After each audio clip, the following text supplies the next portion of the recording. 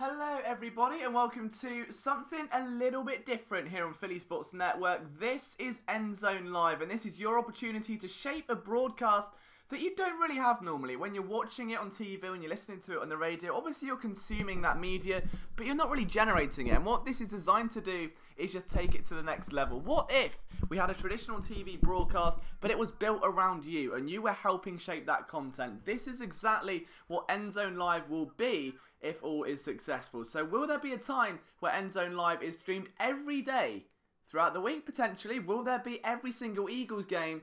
Absolutely, that is our aim. And eventually we're going to have cameras, we're going to have guests, we're going to have call-ins, we're going to have so much more. So if you're new around here, be sure to stick around. But as of right now, there is a game on the horizon and it is something we've been looking forward to for a long time here at Philly Sports Network. This is of course the pre-season finale, the Eagles versus the Jets. It's a game that has become almost symbolic now with the Eagles pre-season. But what we want to do is see how much you're looking forward to this. What players are you looking to see today as the game is about to get underway? We're going to have all the stats. We're going to be looking at it play by play. The main thing here is that we're not going to have the bias. We're not going to be there homering for one team or the other. And although it is at the Eagles and Mike Mayock does a brilliant job of neutralising that, it's a nice way to make sure that our discussions are around what you want to see. So as we await the first few moments of the game, let's just get things started. If you're new to Philly Sports Network, you don't know who we are, what we're doing, welcome and thank you for taking time out of your afternoon and evening. I know it's an Eagles preseason game and you don't want to give that time up easily. So for that, we are massively appreciative and hopefully we're going to give you some good content along the way as well as we just get ready for what could be, in my opinion, one of the most exciting Eagles games of the preseason, without a shadow of a doubt, because this is more than just a game for so many of the players that are competing here today, because the roster between now and Saturday gets condensed, of course, from 90 to 53. So a lot of these guys are competing for not just their NFL futures, but an audition around the league for other teams to see who's going to want to take a chance on them. And it's a very, very difficult spot to be in. You don't know how long your future is going to last. You're just not quite sure where you're going to sit. Are you auditioning for a team in the AFC? Are you going to have to move across country? You just don't know. And this is what makes these games so important for the NFL players around the league. So as we just get ready for the game, and I try and get my stream up without it absolutely breaking my Mac, let me know if you are watching this, who you're looking forward to seeing. Is it going to be eyes on the running back battle? Because I wouldn't blame you if it is. There's plenty to look at there. Can Wendell Smallwood finally get the weight off his shoulder and outshine Josh Adams? Because simply, he has to today. The time for chances has gone. He has been so inconsistent. He hasn't been able to step up to the mark and been massively underwhelming. And in that time, it has just all opened up. Eyes everywhere to Josh Adams, who, bear in mind, has missed 2 preseason games. He's only been in there for half, and yet somehow he's been able to make the most of it. And that says a lot. If an undrafted free agent is able to get into this game, make the most of that situation, and you've got someone there that just calm, who's on the team, who has been for 3 years, it's a very difficult spot to be in. So buckle up, sit tight. We're going to try and get ourselves sorted very soon, and get this stream underway.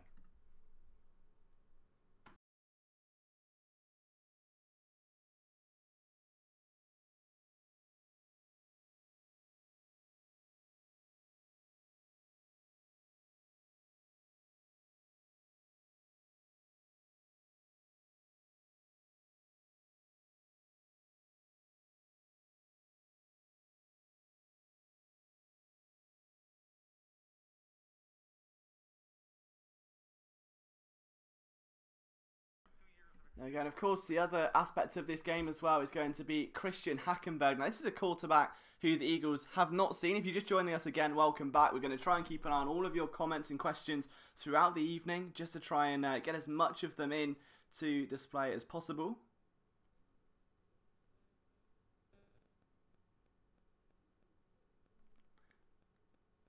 And this is what Dakota says. Great idea, Liam. Good work. The only thing I look forward is if Josh Adams can solidify that 4th running back spot. And again, it is one of those things. The other aspect, we've got Jordan Mailata currently on the screen. And then, of course, Christian Hackenberg. And for me, that's going to be the name, as we said, signed on with the Eagles. He's had a pretty tumultuous journey, let's face it, to the NFL up to this point. So having come out of Penn State, drafted by a team very early on in his second round, a lot of people didn't think he should be that high, then gets shifted over to Oakland and now finds himself in a very, very different scenario where he's got to find a way around this. And this for him could be the be-all end-all. For Christian Hackenberg, this may be his last shot because teams who are in that window looking for franchise quarterbacks, they now have Jameis Winston. They now have Marcus Mariota. They now have Carson Wentz. They now have Jared Goff. They now have the quarterbacks from this year with Baker Mayfield. All of a sudden, Hackenberg is out of the window here, and his best opportunity is a big game this evening. So again, if you are watching this, if you're a part of this, you want to be part of something a bit bigger, give this video a like. It is obviously 1 AM here, so we're going to have to try and keep the volume to a minimum, not get too excited when big plays happen. But talking of big plays, another player to keep an eye on, who you may be looking under the radar, is going to be DeAndre Carter, the wide receiver, who is second to only Shelton Gibson in terms of preseason yardage this year on the Eagles. He's had a big season. There's no doubting it that he has had a monumental off-season so far. Since joining the team late, it's been a dream of his to make it to the NFL after losing his brother. It's been a long, long road, and his dream could be realised tonight with a bit of luck. But again, it's all dependent on tonight's game because the Eagles wide receiver picture isn't what it could be. We're going into week 1. Alshon Jeffrey could well be absent with injury. He could be sidelined for up to 2.5 weeks, maybe 3. Mac Hollins has battled injury, a lower body injury. He's been out of preseason for a while. Nelson Aguilar has been out with injury. Mike Wallace has been out with injury. And the Eagles at this moment have won the toss and deferred to the second half. So that's going to be a very interesting scenario. Again, you know, nothing too much to play into account, but it's something worthy nonetheless. As we're still trying to find a way to get this through. I think my Mac could be playing a little bit of a problem with me just because I'm live streaming at the same time as trying to watch something. So it's kicking up a bit of a fuss. But it's just good old British internet, right? I mean, that's what we're here for. So we'll see what we can do. Give me just a moment and we'll get our way around this one. But again, who are you looking for today? We've seen Dakota said she's looking for Josh Adams. I think that's going to be a name on a lot of people's lips, especially moving forward now because, again, if they expose him to waivers, they can't really afford to lose him. I mean, it's practice squad vulnerability is what we're looking at here. A lot of people forget that when they go, oh, this guy's going to make it to the practice squad, every player that gets waived is put in essentially a big bowl for every other NFL team to look at, for every other NFL team to take a chance on their practice squad. And if the Eagles want to risk losing someone like Mailata, losing someone such as Josh Adams, then they're going to have to put him through that process. So it's going to be a very, very interesting scenario to see how the Eagles handle this. Do they just want to maybe reduce that risk of exposing someone to waivers by keeping him on the roster? It's a very difficult scenario for a head coach because even if that player doesn't make an impact straight away, you have got to weigh that up with, are they going to be there long term? Can they get marinated on that practice squad? It's a very tricky decision for a head coach to make at any level. And in the NFL, where winning and losing can literally be the difference of a 30-second play, it's even more so. So those players are more than just there to be practice squad reps or anything. But we're getting ready for kickoff. Jake Elliott, the man doing that, and of course has had a very solid offseason up to this point. He had a couple of whiff kicks against the Browns, but then let's be honest, who didn't whiff a kick against the Browns? I'm pretty sure at that point we may have been seeing quarterbacks playing at kicker position. It was a dreadful showing all over. The Jets run the ball out offensively, and the game is underway. The fourth and final Eagles preseason game is live. You're here watching with us here at Endzone Live. If you've got a beer, I don't blame you at all. Let's have a little bit of fun tonight. Let's see what we've got cooking here for the Philadelphia Eagles. So outcomes first. This is something that no one's really spoken about here. And this is going to be Sam Darnold, of course, out of USC, one of the top quarterback prospects in this year's draft. Who is going to be the hotter quarterback? Christian Hackenberg? Sam Darnold? Who knows? That is a debate that absolutely no one is having. But either way, this is a big chance for Darnold. You know, we remember that fourth preseason game. Wentz never had that because in his first preseason game as a rookie, injured against the Tampa Bay Buccaneers, he lost that kind of momentum. So now, first play of the game, it's a Joe Walker tackle, and that is another man who has had a real fall from grace recently since landing with the Eagles. He's battled injuries throughout his time here. And when we look at the ceiling now, again, that linebacker corps has got such a big opportunity. You've got so many players there. Guys like Nate Jerry, Guys like Camus Grugier-Hill and Joe Walker has been left outside in the cold, despite there being a dire need for starting potential. So this for him is a bigger game as any, because he's going to be exempt from the practice squad because of the NFL experience he's had. He has to hit the ground running here, and he hasn't really so far. He needs to really step it up. Started the game well there with a good tackle. He's starting at the middle position. Of course, that'll be Jordan Hicks during the regular season, so you can understand why maybe he's not going to be in favour, but still, you've got to try and find something. 2nd and 10 for the Jets. They hand it off, and at the line of scrimmage, that is met by the Eagles' run defense. And again, big play there for the Eagles. It's been an area of concern, I would say, for quite some time, this defensive line. Jernigan's injured. Nata probably not at his finest in terms of durability. There is a sense of pressure on the DT 3 and 4, Destiny Vial, and whoever his running mate is going to be. Will it be Bruce Hector? Will it be Elijah Qualls, who was drafted by this team not too long ago, bear in mind? Again, only time will tell, and this is what this 4th preseason game accounts for. That defensive tackle position, you can look at it with Fletcher Cox and see that's the main man, but Bo Allen and Destiny Vial accounted for 60% of defensive snaps last year. So this DT4, this Bruce Hector, Winston Craig, Elijah Qualls, whoever it is, has to have a good game. Darnold steps up on 3rd and 6, launches a ball downfield, and oh, it's dropped, and that is a real shame.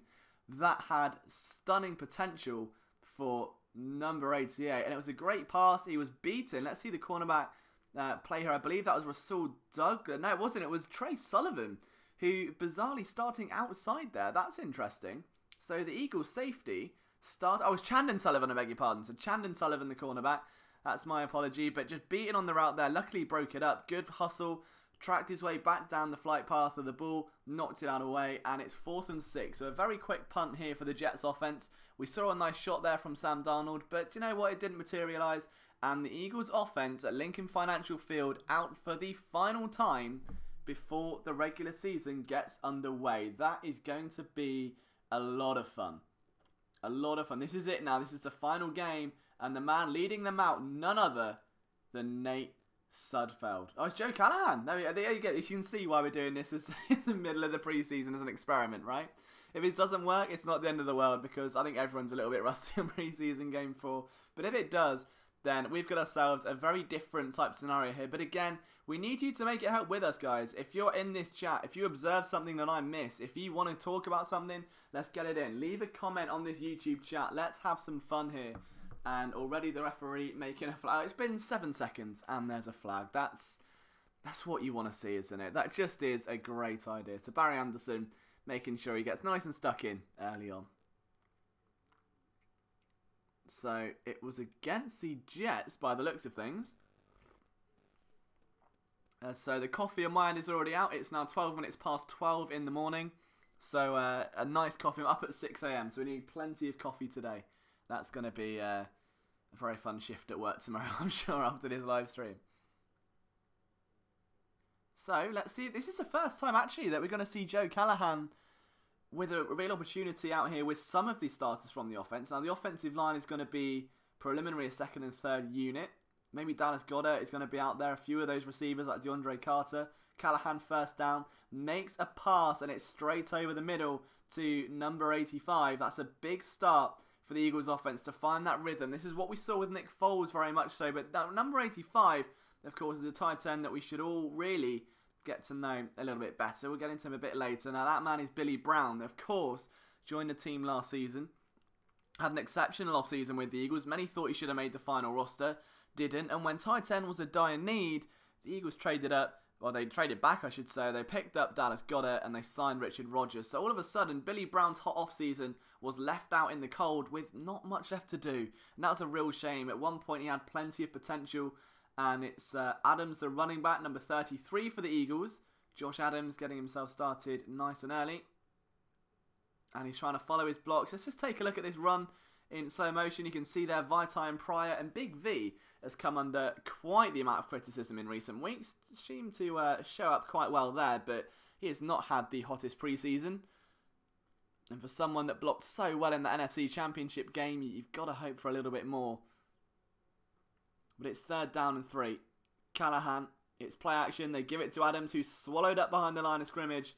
And I believe that may have been Big V's problem there in terms of giving up the block, but Let's just find out in a moment. See if there's a slight replay here. 2 quick 3-and-outs.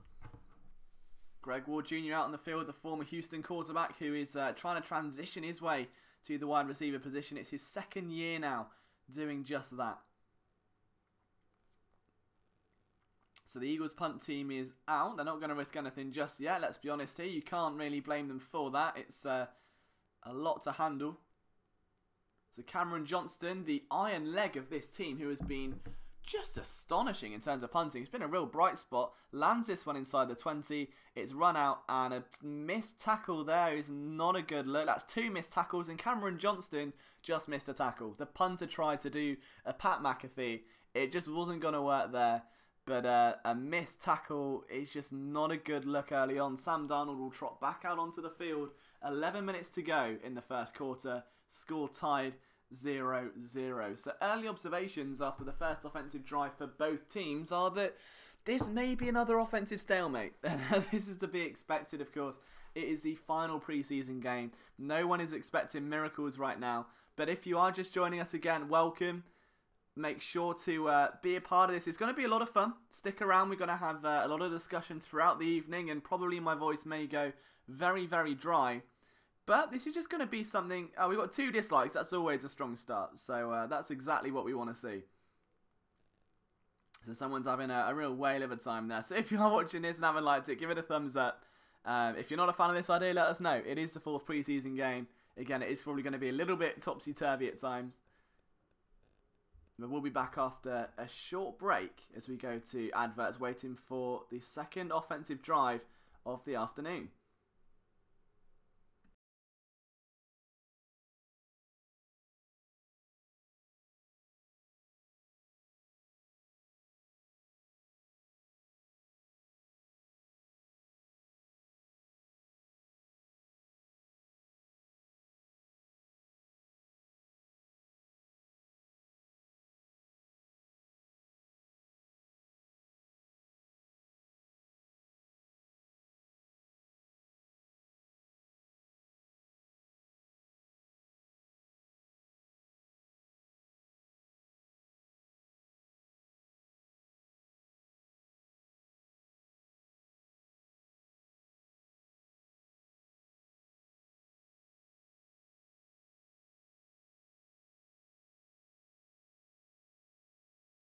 So, welcome back. If you've been gone for a couple of moments, maybe a quick toilet break after the first drive of action. It's going to be a very long-winded night, so settle yourself in. I hope you've got some snacks. Let me know how you are spending this evening, because I'm sure some of you are going to be different. Maybe some of you are at a pub, some of you are at home on your phones, and maybe you just got back from work.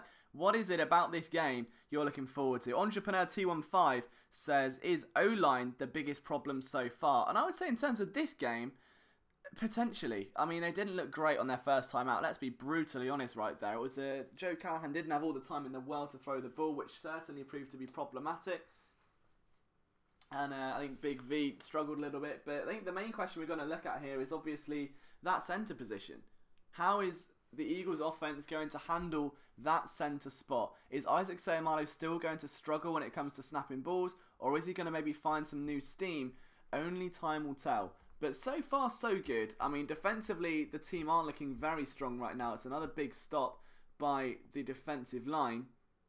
That one made by number 75, of course, picking over from Vinnie Curry's number last year. And that was a real struggle, wasn't it? It was tough to see Vinnie Curry go, of course, a local boy in Philadelphia. And has seen pastures redder, I suppose, at this stage in his career. And it's 2nd and 10 for the Jets. The Eagles looking fairly composed defensively. Chandon Sullivan is your starting cornerback outside. Rasul Douglas the other. That's a rushing attempt swallowed up by about 5 different birds there.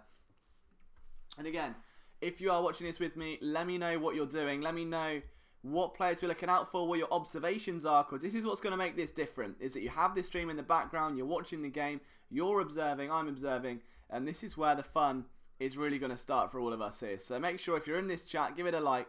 Keep me occupied, because I'm going to be up here till about 6 AM. So if you want to talk with me, be sure to. Cole T says, do you think Mailata has the potential to surpass Big V eventually as the main backup? And I think, you know what? it's, having studied, 2 games of film, the sample size is so small, but you can only be excited. Bearing in mind the man has never played football before and kept Nate Orchard, a former second-round pick, in his back pocket all game, you can only be excited. I mean, for someone that's 6'8", over 300 pounds, he would be a complete anomaly on any NFL offensive line. And at just 21 years old, you groom him for 2 years on a practice squad, you may, just may, have a future starting tackle on your hands, and you don't want to jinx it too soon. But he's working with Jeff Stoutland and Eugene Chung, 2 of the finest offensive line coaches in the NFL, and there is absolutely every chance that Mailata turns into the player that we hope he will become. And I think as of right now, no one expected him to come out swinging. Nobody expected him to really shine this much and probably just suck a little bit. And they're expecting to give up a lot of plays, a lot of sacks, a lot of hits. He hasn't, and he's really, really been solid, and that says a lot about his development and that of the coaching staff as well. So it's a big time. Hey Chad, my man, it's nice to see you in the chat. I hope you're enjoying this so far. Again, next week we're going to shake it up for week 1. We may have some cameras, we may have a couple of guests, but this is something different. If it goes wrong, it's week 4 of preseason. If it goes right, well, we've got a little bit of fun to play with in the future, but it's going to be a little bit of an experience anyway. Jets still in possession at the moment. Darnold hasn't really shown, just as I say that, he's just made a great pass, but completely smothered by the Eagles' defensive backfield. And Jeremy Reeves with a freight train-like attack. That was a monster hit, and you can tell he's playing for his NFL future. And that may be one of my favourite players on this football team. He didn't lower his helmet through contact. He's not going to get penalised for that, I don't think. But that was just a great tackle by Reeves. And it's someone that, having interviewed him before and spoke to him just after he was drafted by Philadelphia, or not drafted, picked up by Philadelphia, I should say, he called me just after a workout. And even then, you could see the work ethic, you could feel the passion. He was so humble, so grounded, so willing to give me his time and just talk shop with me and tell me about his childhood and how he grew up and how he got into football. And he started playing at running back. And that's what a lot of people don't realise, that until high school, Jeremy Reeves was a running back.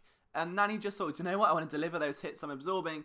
Now finds himself at the safety position. So that's going to be an interesting transition. He's a guy that has, again, a lot of potential. But I think that with the re-signing of Corey Graham, it leaves the Eagles in a bit of a tight spot at safety. They don't have a lot of depth. His way in would be if Chris Marigot stays on the PUP list. Jets attempt a 58-yard field goal, and that one's good.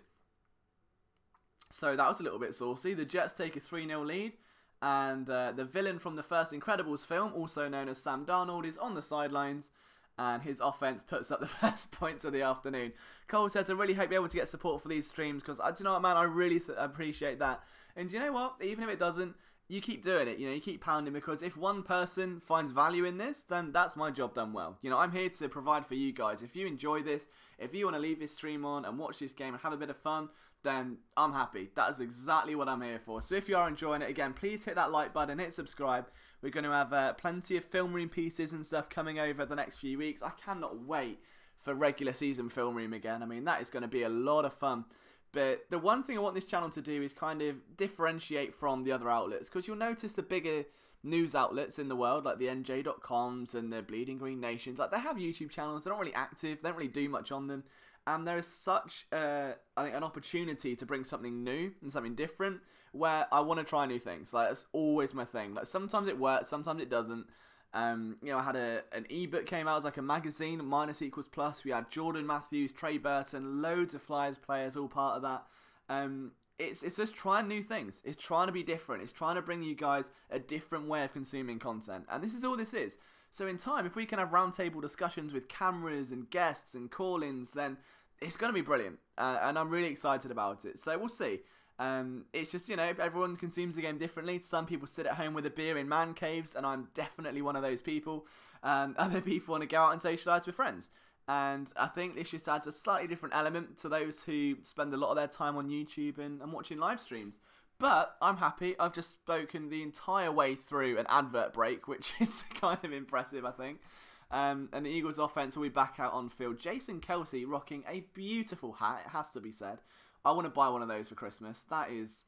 Actually, no, my forehead's too big for a hat, but still, it's going to be a lovely fashion product. Maybe on Isaac Sayamali. I'm sure his hair could use taming. It's like a lion's mane at that point. It's very impressive. That's the analysis. This is what you come for. It's hair analysis. You don't get that anywhere else, right? And now is Doug Peterson with a big sigh, looking very entertained with 8 minutes to go in the 4th preseason game. Standing behind him, 9-time Pro Bowler Jason Peters. And what a career he has had. And wouldn't it just be great if he had one more year in Philadelphia and the Eagles repeated? There was one more year and Jason Peters got a ring. I mean, for me, do you know what the best part of Super Bowl 52? Brent Selleck got a ring in the year he chose to retire. He goes out on the highest of highs, playing for one team throughout his career. That is what you want to see. And Chad straight away says, Brown sighting. Absolutely, let's get it going. So the Eagles offense trots out onto the field. I think I may be a couple of plays behind your stream, which wouldn't surprise me because I think it's got to be for this streaming to keep up. So it may be a little bit behind, but we'll see how we go. So, this is interesting. Oh, that's the projections for the offensive line. So Mike Mayock said out on the offensive line, Matt Pryor is out. And I don't buy that at all. Matt Pryor, in my opinion, is in. And if they choose Chance Warmack over Matt Pryor, there is something very, very wrong. Because Matt Pryor has proven far more. Warmack is given a bit less. And Adams there with a big run for 2 yards. So more of a little run there. But Brown's out on the field. And I guess the way for Billy Brown to make this team is they know him as a receiving tight end. That's the big thing. Can he block? Cole says, speaking of retirements, did Donnie Jones end up actually retiring? I thought I heard he unretired. That's a good question. I think he's still a free agent at the moment. I don't believe he's been picked up by a team. Jack says, Jets, Jets. Jets. So that's nice. Welcome to the show, Jack. Hope you're enjoying it, my man. Let us know what you think about the game. If you're a Jets fan, what are you seeing? Callahan play action. And there is the catch to Billy Brown from 30 seconds ago that Chad was referencing. So yeah, this stream's a little bit behind, but hey, it's the analysis that counts, right? Anyway, so back on to, we've got let's have a look here. So Rabak says, it's interesting, but for yearly coverage NFL this year on Screen Variety TV. I wouldn't know. I'm in England. I use NFL Game Pass and waste a lot of money doing so. See, I'm just watching the chat and it's like a prelude of what's to come. So Chad's kind of like my eyes on the field. So I'm assuming Isaac Seumalo has had a bit of a boo-boo, which doesn't surprise me. I mean, Callahan takes a bit of a rogue snap. Oh, brilliant pass to everyone's favourite underdog, DeAndre Carter. I cannot wait for this man to soar. That's a beautiful slant route by him. Very light on his feet. Hauls the ball in. Just watch this route as well outside. I want to see the intricacies of this as he goes through the stem. Oh, that step's saucy there, isn't it? That's a little bit saucy. Very big fan of DeAndre Carter. I would love for him to make this roster, even as a kick returner. Because you know what? At least he doesn't go backwards like Rashaan Davis did, right? I mean, that's a good sign. It's 1st and 10. It's Callahan. I'm assuming Isaac Seumalo does something silly because Chad's told me he's done something silly. So let's have a look. Callahan's calling audibles. Getting a bit confident now. Is Joe Callahan for someone that hasn't... Oh, and yep, Seumalo did a silly. Oh, dear. Oh, the ball's been fumbled, and Callahan's falling on it, to be fair to him. Oh, that's emotional. That's just not what you want to see. So, Isaac Seumalo has still got issues snapping the ball. And again, do you know what? I said this on a podcast recently, that Seumalo has been doing this now since May. Alright, the Eagles moved him to centre in May. We are now in August. I'm no genius. I've never played the offensive line. I mean, how difficult is it to snap a football? See, now is this just people saying Screen Variety TV? Oh, I'm not sure. I think people are spamming my chat. I don't think that's very good, Jenny Rawler. I think you need to calm that down. But back with Isaac Seumalo. Oh, well, that is a deep shot by Joe Callahan. Down deep. Bobbled. And Marcus Wheaton sighting there. That could have been very, very impressive for him, who's not played all preseason long due to injury. That would have been a huge moment there for Marcus Wheaton. The route was brilliant. They want a deep threat. He's running very upright in stride, trying to avoid any kind of close contact with the Jets cornerback. Looks for the ball. Great play, to be fair, by the Jets corner. Oh, that's beautiful. As a guy that loves cornerbacks, that was, despite the fact he got beaten early on, that was a good play. I'm impressed with that. 3rd and 23. That's becoming a regularity for this preseason offense. Joe Callahan at the helm. Seumalo's snap doesn't go 10 feet into the air. Callahan rolls out, throws deep, and that one is into the stands, and it's 4th and 23. Almost 4th and 26. Not quite, though. So Callahan jogs off the field.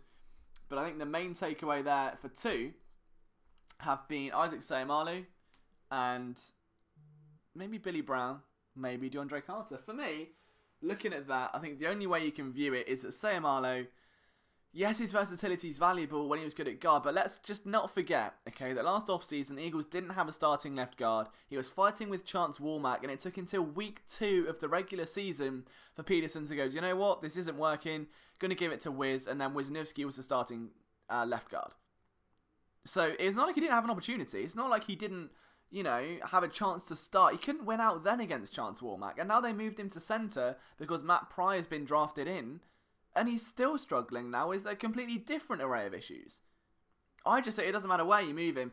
Being versatile is good, but again, it's that jack of all trades, master. Oh, what is this? Right, I swear, if anyone clicks screen variety, you're probably going to end up with some dodgy virus, so please don't do it. But I agree, Chad. I think Wiz did a remarkable job last season, and it's massively underrated. So, although Seumalo is versatile, is he good at it? That's the question. I mean, at the NFL level, does that value really count for much? Because we say versatility matters, and at cornerback and safety, absolutely. Offensive line, definitely. And Matt Pryor played tackle and guard alongside Big V. I haven't seen anything from Seumalo that has proven to me, you know what, he can be a good starting left guard, or he can be a starting centre. It's just been a reliability at both. And I'm really not too keen on him at this point. It wouldn't surprise me. Obviously, he's going to make the roster, but there's got to come a point here again. It's similar with Donnell Pumphrey, where the Eagles just can say, do you know what, we give it a go, it's not working, let's just cut the cord, alright? We're better as friends. We're better as friends. You know, I see you as a brother. We've all heard that speech. We all know what it means, alright? That's what the Eagles need to do if things go on a little bit of time. But it's been an interesting stream so far. It's good to see a few of you in here debating with me. I'm going to keep trying to share this out on social media. If a couple of you could do the same, that would be absolutely amazing, because the more of you guys we have in here chatting about the Eagles, the more coffee I won't drink and the quicker I'll fall asleep, which is exactly what all of us want. So, if you could, it would mean the world to me. If you could just give everything on my Twitter, at LiamJenkins21, a bit of a retweet, that would be absolutely fantastic. So, just while we're in the advert break, can I grab a swig of coffee? Maybe, maybe not. It's not nice coffee, so probably not.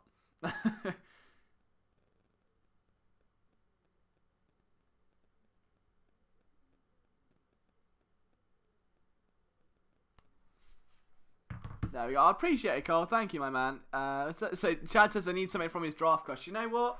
I'm trying to think of my draft crushes for this year now. I think the main man, Avonte Maddox, has been a big one. I mean, if anyone, this is another thing as well. So I released a cornerback consensus last year. So some of you may have realised, some of you may have not have.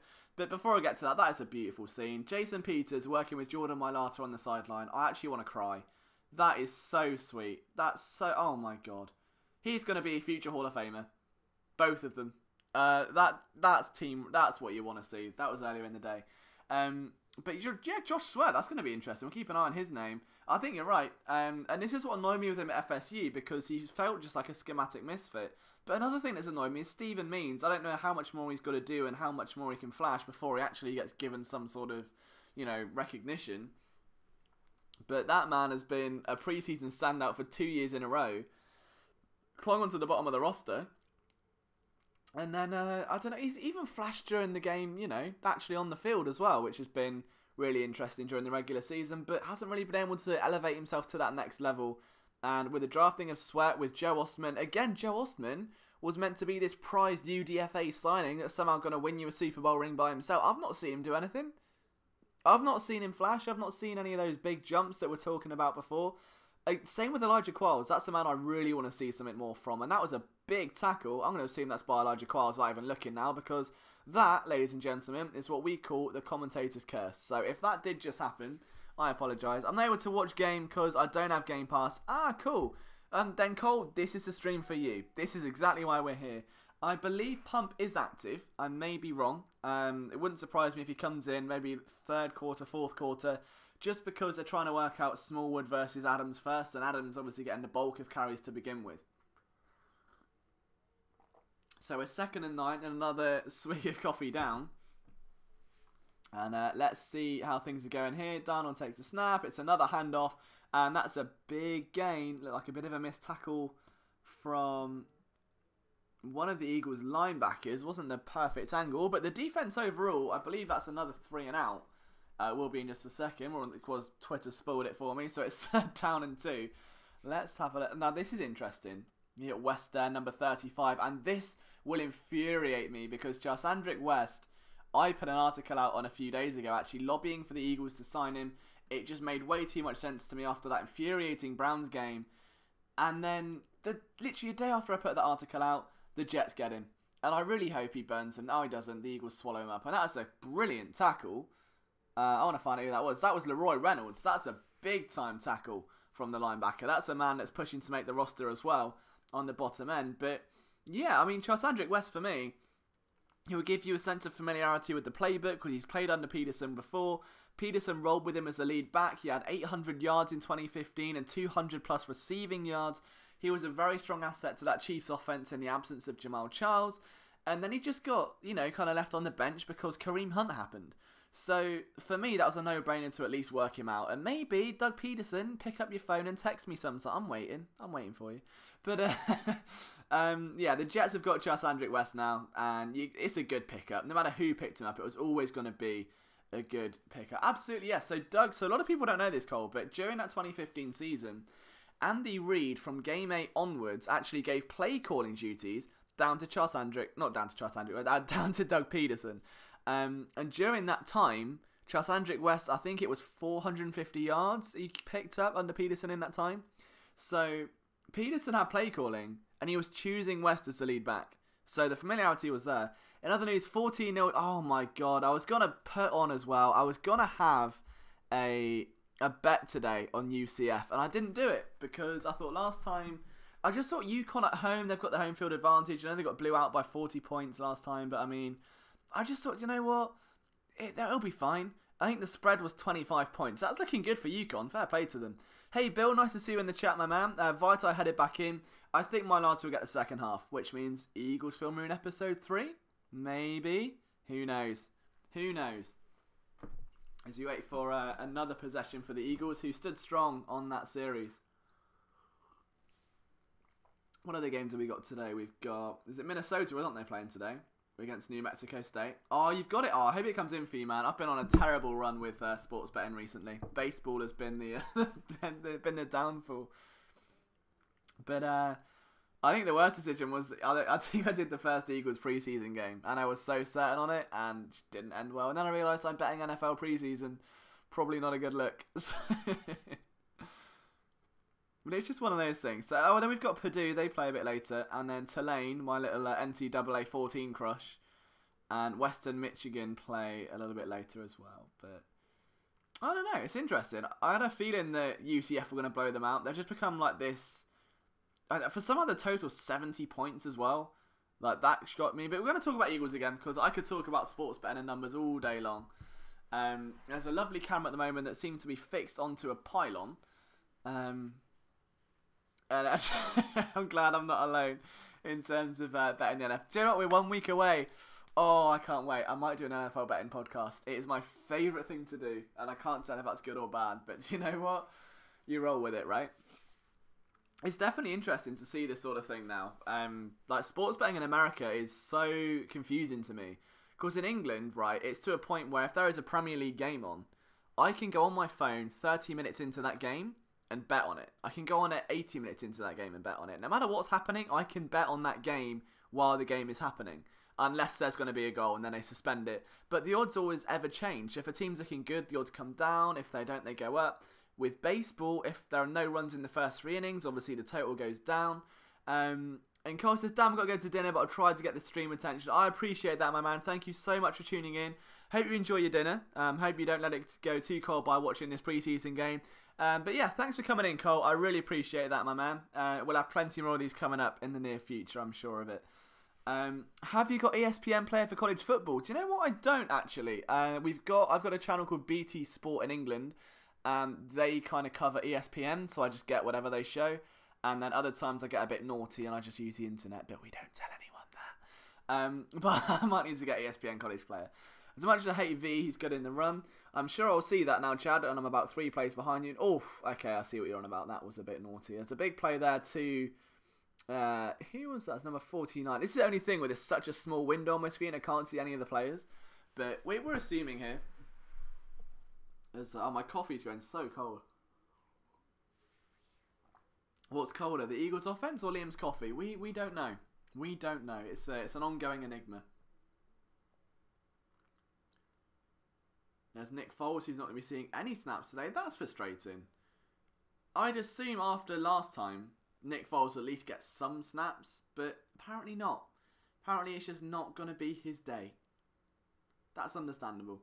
I can see what you mean about big... Oh, that was saucy by Halapula Vati Vita. I'm so happy I can pronounce that without, needing assistance, but that was just a great play. The way he pulls inside on that block to cut in and pick up that linebacker, that's brute strength right there. And that just opens a hole wide open for Josh Adams. Great play by Vaitai. And that's the thing. I think Vaitai's got the fundamentals there. He's just a little bit raw. And you can see, with someone that's so young and so raw that they will have flashes. And I know it's in his 3rd year now. Ash says, how can I watch this game? I'm not sure if I can tell you that because I'll probably get thrown down. But I'm sure if you use the internet to your advantage or use this stream and we can keep you up to date with as much. This is what this stream's here for. Anyone that can't watch a game, anyone that just wants a bit of an alternative commentary or something to interact with fans. The idea is that in time we're going to have... Oh no, Ashley, please don't be one of those guys. Don't be telling me screen variety again. Come on, I'm giving you a response here. Don't be mean. Don't advertise. Come on. We're not about that life here. Come on. SMH. It's just not a good look. Big shout there for Joe Walker, who's really kind of making an impact today now. That's his second big flash of the afternoon for sure. I say afternoon, I realise it's evening and it's like 40 minutes past midnight here. So, I mean, I don't really know what I'm expecting. But there's some Eagles Super Bowl jewellery that you can buy. And, you kind of buy it and you think, well, it's not the real thing, but it looks good. But, the Josens collection looks pretty good, to be fair. I remember getting an email about that. It's interesting people are finding this stream and somehow asking about how I view it. I'm like, I don't know how I view it. I mean, same way as anyone with my eyes, but, beggars can't be choosers. It's scary to think we're not even halfway through the first half yet, and we've not really seen too much from the Eagles offense in terms of productivity. I think defense has been the big moment. Jeremy Reeves has been a big standout for me. I can't wait for this 53-man roster projection tomorrow. As of right now, I'm just trying to think names that would be left off and names that would go in. I mean, I don't like that Matt Pryor's left out of Mayock's projections. I don't like that Jeremy Reeves probably isn't in them. I think linebacker we could see a surprise. Maybe someone like Leroy Reynolds, a potential push. I mean, it wouldn't be the most absurd thing we've ever seen. But Chad, you've got to keep me updated on this UCF game as well, because I might. Let me just have a look at the in-play spread, because I'm tempted now. Because this is what I'm saying, you can bet in play in England, so I can hop on at any point, but I'm assuming by this stage it's going to be about a 30-point spread. And as much as I love Florida, let's not get on them too much. Let's have a look. So it can be like your little, it's like NFL Red Zone if it was on a severe budget. Oh, I can't even bet on it in play. That's a shame. But the Browns are 10-0 up against the Lions, so that's happened inside the first quarter. And as we get prepared for another game, there's an advert for the Eagles Kids Club. And that's what I love about this team as well. They do so much in the community. It's really, really nice. You always get emails about the Autism Challenge and things like that. And the amount of work they do with public schools. It's just great to see. Like, it really, really is to see someone so in touch with their kind of raw fan base and the community itself.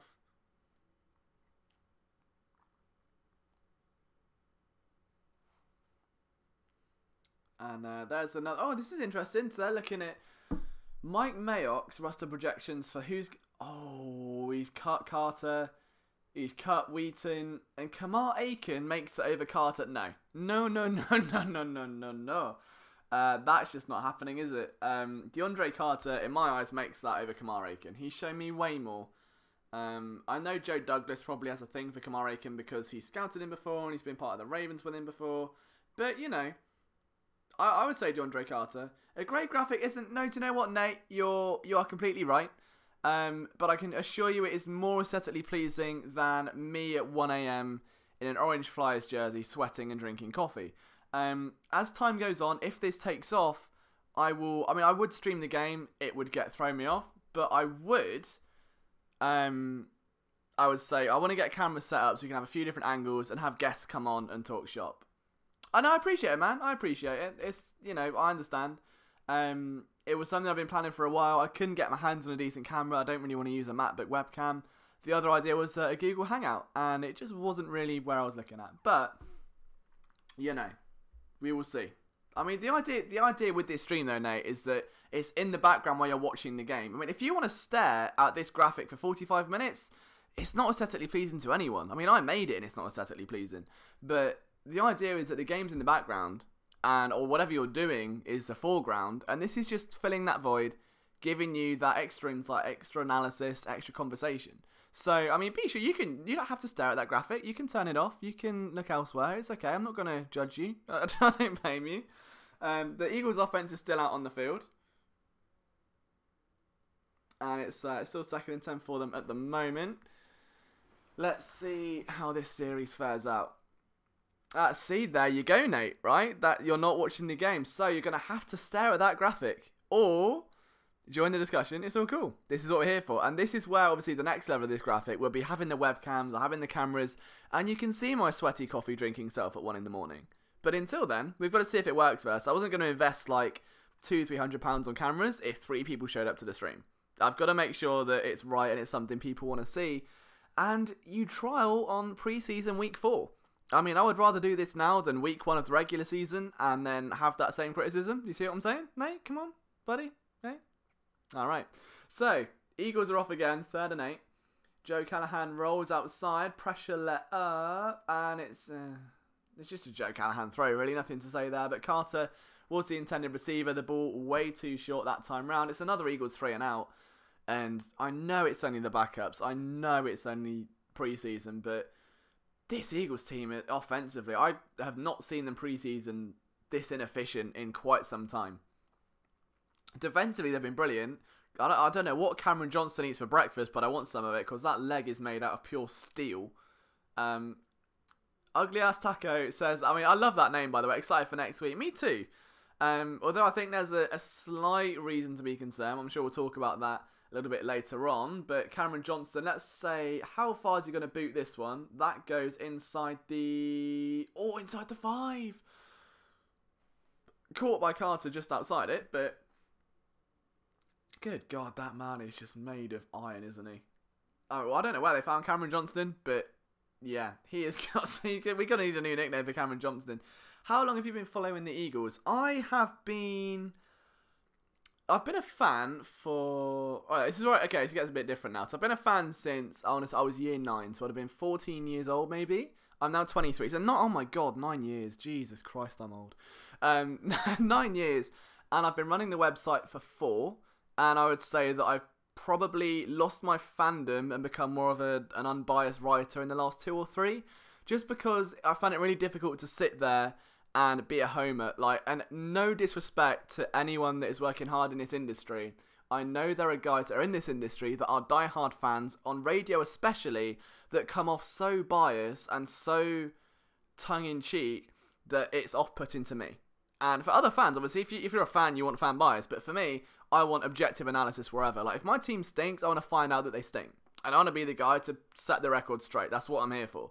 So, overall, about 9 years. But this has been the 4th year of Philly Sports Network. So, YouTube channel's been up for about a year. But the actual website's been for 4. So, if you're only just, hearing a Philly Sports Network, you've got 4 years worth of lovely articles on that aren't slideshows and the rest of it. There's film room pieces up there. There's daily Eagles and Flyers content. We're accredited with the Flyers.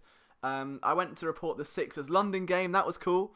And Joel Embiid told me to trust the process, so that's going to go on my tombstone.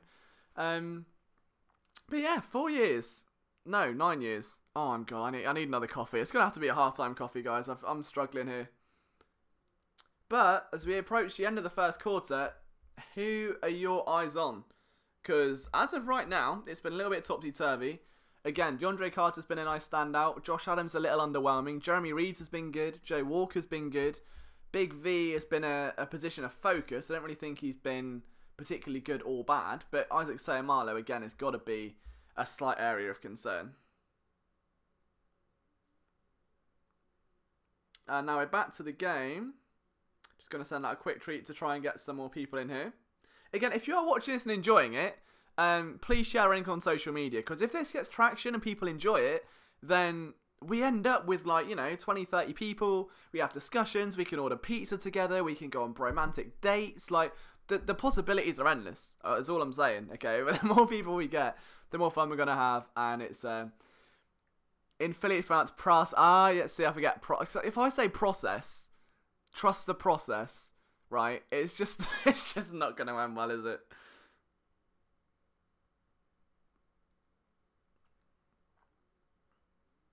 And so, let's do this. There we are. That tweet's been sent. Look at who says men can't multitask. That was good. Definitely need to draft another left tackle. Well, ugly ass tackle. Have you heard of Jordan Mailata? Because if you haven't, there are 2 very good filming episodes where I think potentially, again, don't want to talk it out of existence, but the potential's there for a big showing. Now, I mean, Chandon Sullivan's disappointed me today, and that's a shame because I actually really liked him. I think I just like most cornerbacks, if I'm honest. Like, I would love to do a book or a ranking of every cornerback in the NFL. I don't even know who'd be in my top 5, but it would be a lot of fun to do. If you're into cornerbacks, that guide can be downloaded for free. That's over at phillysportsnetwork.com. And oh my god, Christian Hackenberg is in the game. The hack is back. We're off. Let's have some fun. This is going to be very, very interesting. I'm always really intrigued about Christian Hackenberg. The thing is, it says he's in the game. I'm still on 3rd and 8 Jets. So, oh, well, that was predictable. Was that Joe Walker? Joe Walker having himself a game. And he's picked the time to do it as well. Preseason game 4, after an off-season of underwhelming performances, this is it. This is all or nothing. And Joe Walker is taking it in his stride. He's looking good. Bill Dozer, thank you for joining the streamer, man. He's asking Chad. Chad's not in the... Chad's not hosting. Come on. No, I'm checking. What do you want to see more from Mailata to feel that he works? I will let Chad answer that. I would love to get Chad in for a call. I might try and do that at some point. We're going to have to get some people in and... share the load here because my voice is going to blow out. But if anyone wants to join in, have a chat. I can open up my Skype. I can put that out publicly. You can join. And we can talk Eagles. Just don't spoil the next 2 plays for me because I'm about a minute behind. But I would say, to answer, if that's okay, Bill, Chad's the question there for Chad. I think you just need to see experience. We're not going to see much for a year. You want a year when my main thing I want to see is from today, this very hour, to a year from now. So in preseason week 1 next year, what does Mailata look like? What changes fundamentally? Is he still sliding his feet? Is he still looking good? How are his arms being positioned? Is he still overloading his body weight? The one thing I've found, unfortunately, has been inconsistent with him is that because he is so big, he's literally like a man mountain, that he just kind of like, I don't know, when he blocks, it's almost like he's throwing all that weight forward and not under the pass rusher. So he kind of goes top heavy. But meanwhile, Hackenberg's in the game. He's running around and, oh, he's been tackled. He went flying down like a lead balloon. That was disappointing. I mean, that could have been quite impressive there for a first play. There's a big gulp of coffee there. I mean, that was slightly less colder than Hackenberg. I mean, Hackenberg's name barely fits on the jersey. That's got to be worked on. Pick a smaller font. Just put Hack. No, don't. That makes him sound bad. I forgot that's an insult in America, isn't it? A hack. Get off, you hack. That's a thing. But I mean, Hackenberg's scanning the field. Let's see how he does at this point. The Eagles have 3 wide receivers. It's 11 personnel. They hand it off, and that is interesting. Another one at the middle, which doesn't go anywhere because that's just how this game's. It's not a good game for Josh Adams. It's not a good game for the Eagles running backs at all, actually, because they just can't seem to find momentum. And it's making you wonder, isn't it? With this whole Wendell Smallwood, Josh Adams battle, I mean, is it really the running backs or is it the offensive line? Is there a problem? I mean, the offensive line hasn't exactly been brilliant, but Mailata is in the game and he is a towering figure. As in, he makes Davis look absolutely tiny. I know this is off subject, but I think Sidney Jones is just too small. Look at his legs. Sub Shogun, thank you for joining the streamer, man. I hope you subscribe. Give the video a like. We'll have a chat about Sidney Jones later on. We may see him in the game, we may not. But next time defense is up, we'll talk Sidney Jones. How about that for a bit? Christian Hackenberg now 2nd and 18. He's got a... Oh, it's been flagged.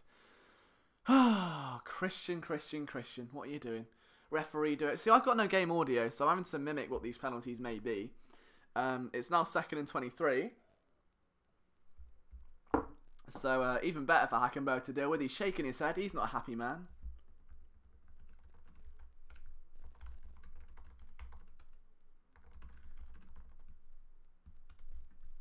So, a bit of a slight delay. Eagles back in now. Right, this is what you want. I don't want to spoil my film room. I kind of don't watch my Lata, and then I go back on the film room and just watch him. And, oh, look. I can't do it now. I have to keep an eye on him. Oh, and I've circled him just to make it even better. Oh, that was good. Oh, my God. There's going to be an episode 3. There's going to be... there's an episode 3. It's just happening. It just has to happen, doesn't it? Episode 3 of Jordan Mailata. Like, there just has to be the icing on the cake. It would be unfair if there wasn't. But Hackenberg... on un-Mailata related news, completes a great pass because of Mailata. Hackenberg steps up in the pocket, climbs it well, throws it, and that was a good play. I'm impressed there. That was a good play by Christian Hackenberg to Anthony Denham Jr., who was with the team before, formerly of the Houston Texans in 2015, I believe, and has come back literally 2 days ago and caught a pass. So, fair play to him. Hackenberg sets his feet. Oh, he's thrown a pick. Oh, God. Hackenberg's done a Hackenberg. That was the most predictable thing I think we've ever seen. Oh, he's gone all the way. Is that a touchdown? Is that a touchdown? Is that a touchdown? It might. There's a flag, but... Oh, Christian Hackenberg. It's upsetting. It just is upsetting. Turn up quickly. I miss the days of Sammy Sleeves ripping green. Do you know what? I miss Sammy Sleeves. I really, really miss Sammy Sleeves. And I'm sure Chad will join me. I mean, do you know what? For those of you, again, who maybe just joined or you're not familiar with Philly Sports Network or this show or the channel or why there's a Brit up at 1 AM talking American football, Sam Bradford made me. That sounds very erotic. So basically, I mean, when I first started Philly Sports Network, there wasn't a lot going on. I mean, it was just trying to find new ways to talk. And one of the big things I was passionate about was why Sam Bradford was, in my opinion, the solution at quarterback until they drafted the future. And everyone was ripping on him. Everyone hated him. And it took an entire year of stats and depth and air yards and every piece of analysis and film and everything possible to prove to people that Sam Bradford mattered. And I'll still stand by. He's one of the most accurate passers in the league. Wasn't healthy. I mean, we've got... Testament says, shut up and play the game. Fortnite's turned off, Testament. I'm not playing Fortnite, alright? You play the game and listen to my... That's how this works, alright? I'm just in the background, giving you like a little bit of something different. Oh, and don't worry, Taco Bot. They do it all the time. I don't know what it is. Something about this weird screen program that they keep trying to get me to use. But, I mean, I want to watch Christian Hackenberg throw interceptions from the comfort of NFL Game Pass. Alright, I don't want to go into some third-party app and watch Hackenberg do Hackenberg things. As I've said that, my stream has just died. So there's a penalty on the play. So I'm assuming that... And we may get a slight sense of relief for young Hackenberg. Which I'm assuming might be exactly what he wants. And as I've said that... Oh no, there we go. I thought my stream died. Wow, we're in the second quarter. Time flies when you're having fun. Again, if you're new and you haven't yet seen the stuff we've got going on at Philly Sports Network, please check out the website. That's where I spend most of my time. There's daily articles up. There'll be one tomorrow for the roster prediction. There'll be another one on other things. Now, my stream is completely frozen here. Oh, it's a cheap shot on my... See, I'm a little bit behind, so you have to forgive me if my analysis is about 20 seconds outdated.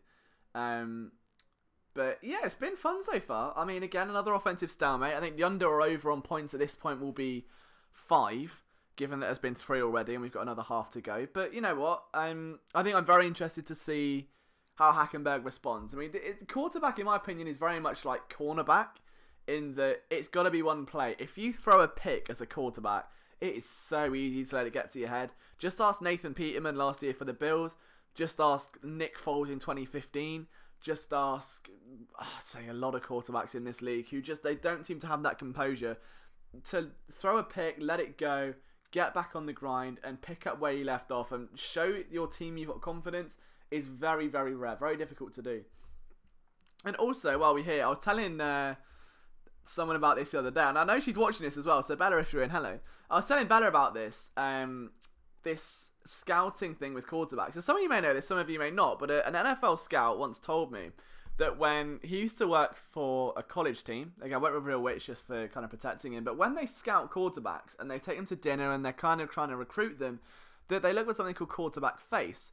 And if you look at quarterbacks, and it's only come up to me because Christian Hackenberg is quite the looker, he's alright, he's a nice looking young man. What they're doing is that they're looking for attractive young men at quarterback because they've gone through high school being the guy, having girls after them, having the pressure of playing in front of all these fans that love him, being the cool kid in school that has all a group around him. And you'll notice that quarterbacks, compared to most other positions in the NFL, are a little bit different.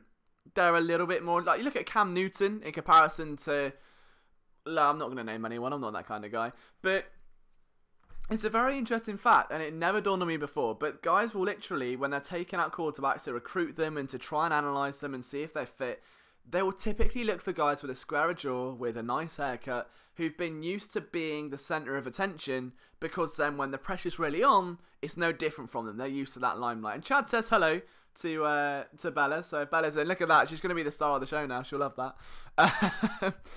But there you go. There's a nice little nugget of information for you. And you don't find that on the Go Birds pod, which was ripped from Brandon. Again, not bitter. Not bitter about that, Brandon. It's fine. I'm on your side. Jim Schwartz looking very Schwartzy right now. Very feisty. I mean, that is a mean look, isn't it? You wouldn't want to make a mistake on the Jim Schwartz. So, it's no longer Sam Darnold at quarterback, and that was very nearly an interception by Stephen Means. Somehow, that got out of his hands. But oh my goodness me. So it's Wolford that's now the quarterback for the Jets, but that could have been a dynamic Stephen Means interception. I mean, so he drops back into coverage. We've seen that before. The Eagles did it last year with Fletcher Cox, and I think Brandon Graham dropped back as well. But Stephen Means leapt up like a salmon on that play. And who made the tackle? Your boy Jeremy Reeves, of course he did. So that man is putting on a show. And as I say that, the Eagles allow a massive gash up the middle for a running gain of around 12 yards, thanks to Cannon. Not to make a pun, but it looked like he was shot out of a cannon on that run, and I'm sure you all saw that one coming. The safety comes down into the box. Now, was this Jeremy Reeves? He's made a bit of a bad tackling angle. It looks like he may have. Cannon's just got that excess momentum. Yeah, Reeves misses the tackle. Really his fault. But I think it's a bit of elusiveness from the running back. Reeves went all in. Oh my god, Bella's actually got a channel. That's brilliant. I didn't know she had a channel. That's absolutely fantastic. Elway isn't much of a looker, but do you know what? Who is much of a looker? Tom Brady, and he's like 47,003 now. Carson Wentz is a ginger ninja. Even like, I mean, you just look at quarterbacks in the NFL, right? Marcus Mariota, Jameis Winston, like, they're moderately good-looking guys from an objective standpoint. And it's just a scouting thing. It happens. That's just what they do. They just look for, like, you know, it's just the way. All right, don't judge me. Ask the scout. All right. I don't know why Bella's doing up at 1 a.m. That's what I want to know. But 2nd and 10 for the Jets, and it's looking a bit emotional now. I think the defense is starting to do some different things. It's a screen pass that's dropped, and oh, you can tell it is week 4 of preseason. Cannon has dropped that like a cannonball. That's 2 cannon puns you've got in 2 plays, and aren't you lucky? And that's what I don't like. See, now Mayock's roster projections have just sat up on screen saying that it's Jenkins, McLeod, Corey Graham, and Trace. So Josh Rosen will be trash. Love that comment. I mean, even Nick Foles. I mean, Big Dick Nick, let's be honest, is, you know, if you're a woman, you're looking at quarterbacks, they just are. Anyway, back to the game before we start power ranking quarterbacks by looks. Jets throw it up, and that looks to be... Oh, that's an interception for the Eagles. Chandon Sullivan makes up for... Oh, that's good. Good that you enjoy it, KFC. I mean, it's good to know that you know what's going on. But anyway, Chandon Sullivan with a big play for someone that has had a real struggle in the opening half. Back to the ball, keeps his head turned, tracks it well, has the inside, leaps up, big catch. That is a huge play for Chandon Sullivan in a cornerback room that is congested like no other in the NFL, where you have got starting positions on talent after talent. That's a lot going on, and Chandon Sullivan may have just forced his way into practice squad contention with that pick. The Eagles have been short of interceptions this preseason. That was a big jump for Chandon Sullivan. Absolutely brilliant. So just what a play, so here we go. So the whole the split was inevitable. Yeah, I guess so. I mean, it sucks either way. It really does. It really does suck. But I would just say, honestly, that with things that's why I kind of want to bring things like this in. So as much as KFC Extra Crispy, first of all, should be Extra Crispy KFC. Get your name the right way around before you criticise, because your name sucks. So there's that, alright? Step 2, okay. Like, this is what we're trying to do. Like, brand splits and stuff like that. I feel at the minute there is a massive fracture in the Philly sports media scene. I mean, they lost Teron Davenport, and that breaks my heart. I mean, I love that guy. Look up to him so much. He's helped me with a lot. He's always at talent for me. And then you have Elliot Shaw-Parks now joining a radio as a beat writer. You've now got the BGN podcast being ripped from its soul and given to sports, on 94. It just sucks. Like, there's so much going on. It's becoming very political. I've always been about the fans. Like, for 4 years, it's been what the fans want. If the fans want film stuff, the fans get film stuff. If the fans want Liam drinking coffee at 1 a.m, KFC Extra Crispy, they get it. Alright, so deal with it. And that's what this is about. It's just trying to find new ways to be inventive, because all these guys are competing for the same slices of pie. Alright, there's only so much to go around. I'm aware of that. Like, people do it. Everyone wants to be the top dog in the same thing. But there's only going to be so many top dogs when everyone's doing top dog slideshows. Then doing the same articles and the same content over and over again. So for me to, even if it doesn't work, stuff like this, it's for me, one, it's fun. Two, it's trying to find out new ways to interact with you guys, new ways to get your attention. No, not at all. It's never been about the money. To put it bluntly, I'm probably the brokest I've ever been. I'm not trying to get a sub story at all here, but I mean, as I said, I've been doing this site for 4 years. I put more into it than I get back. And I've got a second job, and I work about 60 to 70 hour weeks because, at a minimum, I'm trying to cut back because it just wasn't healthy. But because it's not about that for me, it's just about being the best site we can be and bringing something different, because I was tired of seeing the same stuff over and over. I wanted to be the change and prove that I belong in this industry. And we've got writers now that have that same vision, and our Flyers content is taken off like no other. And it's finding those new ways to interact and to just be a change and have a positive. If I can be, if you think the websites you visit every single day, whether that's Facebook, Twitter, whether it's a shopping website, if I can be a part of someone's routine, where I can just go, do you know what? They go on Philly Sports Network to read an article every day. That warms my heart. Like, I'm making a difference in someone's life, and they want to know about their team through me, and that means the world. So, yes, Bill, I am. Let me find a link for you, man. But please don't. I say please don't. That defies the object of Patreon. But I never ask for donations. I never ask for money. Do you know what? If this takes off and becomes a full-time career, then brilliant. That's a dream come true, and I won't stop until it does. But I'm not going to rush that process. Like, all I'm going to do is keep working, keep being skint because my second job doesn't pay me enough, and I'm going to keep being skint because the first job isn't earning enough, which is this one. But do you know what? It is what it is. I just want to be the best person I can with the best content I can, and hopefully I'm doing that. So it's another 3 and out for the Eagles, because it's the Eagles and Hackenberg is doing Hackenberg things. But you know, we're not about that. Apparently I've got to verify my email. There is a link somewhere. Give me 2 moments. I'm sorry, I have verified this email. Doing all these things. This is not good. Where has it gone? Oh well, I'll get to you in a second. Let me find out. I'll just search it. Give me a sec. I'll put it in the chat in just 2 seconds. I'm trying to log in and it's throwing me off guard here. There we go. There you go. So if anyone does want to donate after hearing my pop idol type story, there you go. There's a little link for you. But yeah, I would say that's our aim. It's just to be different, to be fresh. Because I think the world's changing. How we can see media is changing, but the media itself isn't. Like, if you think the demographic now for a company is millennials, as hard as it is to say, and then guys in the generation before that. So everyone in the last 2 generations has a smartphone. They have computers, they have Macs, but people are still creating content as if it is the Dark Ages, and that's the only way to do it.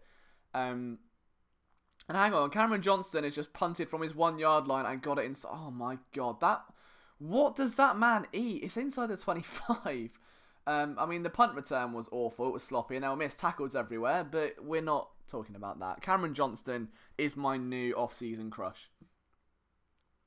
But there's a play. That's, oof, big play. I think that was Kyle Wilson, number 50. I have to have a little wait for him to come back round, but yeah, anyway, that is the story of Philly Sports Network. We just want to be different in that it's the same experience on a phone, on a tablet, on a computer, and it brings you that minimalistic, simple, what everyone wants to see. They want to see it in your face. It's instant, but you've got the depth that everyone else misses and confuses one and stuff. But oh no, Chad's on about Josh Sweat. That's bad news. That can only mean one thing.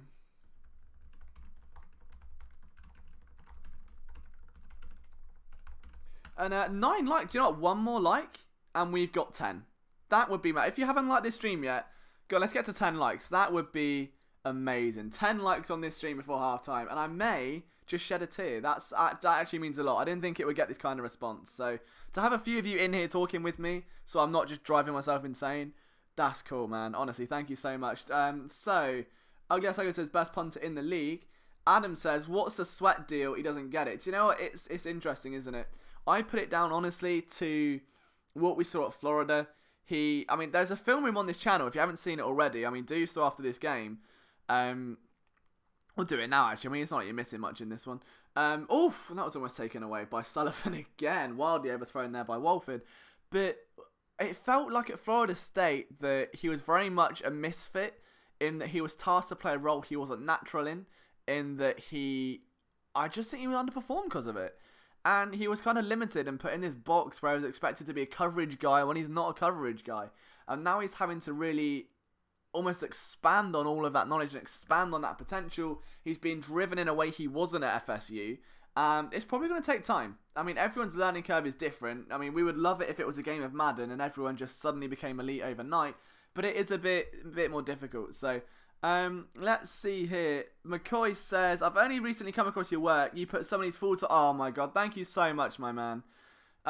You're just going to get me a bit emotional now, aren't you? Thank you so much. You know what they say, it takes 5 years to blow up overnight. We're in year 4. If it takes 10, then cool. It's not about that for me. It's just about being the best I can. And do you know what the worst thing with me, my work ethic is that, like, if I go, now it's 1 AM, alright? So normally if it's a Wednesday and I go to bed at 1 and there's an article that comes out, I won't sleep. Like, I have to get back up and outwork that guy. If ESP puts out top 10 silly roster decisions that I've come up with, I've got to come back and go, do you know what? Here's something better. Here's what you're not seeing. And that's my goal. That's always been my goal. And, you know, there's been times when, you know, I've been first to things. There's been times this year I've been campaigning for, like, Rasul Douglas to safety and stuff. But I realise that I think you've got to work smarter and not harder now. And so I'm limiting my workload a little bit.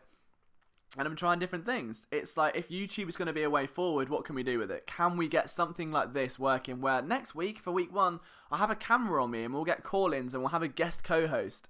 And Endzone Live can be an actual series every week where you can be a part of with me and talk shop every week. Because you don't get... What national beat writer sits down during a game and talks about their analysis with fans? What team writer does that? Like, no one does it. It's never been done. And I'd love to do that. I'd love to just break that trend and go, do you know what? It's not about there being a barrier and you consuming what I put out. It's just everyone being there. It's just being a part of this for all of us. So, thank you so much. So, oh, I've missed all the comment. Hello, what's we got?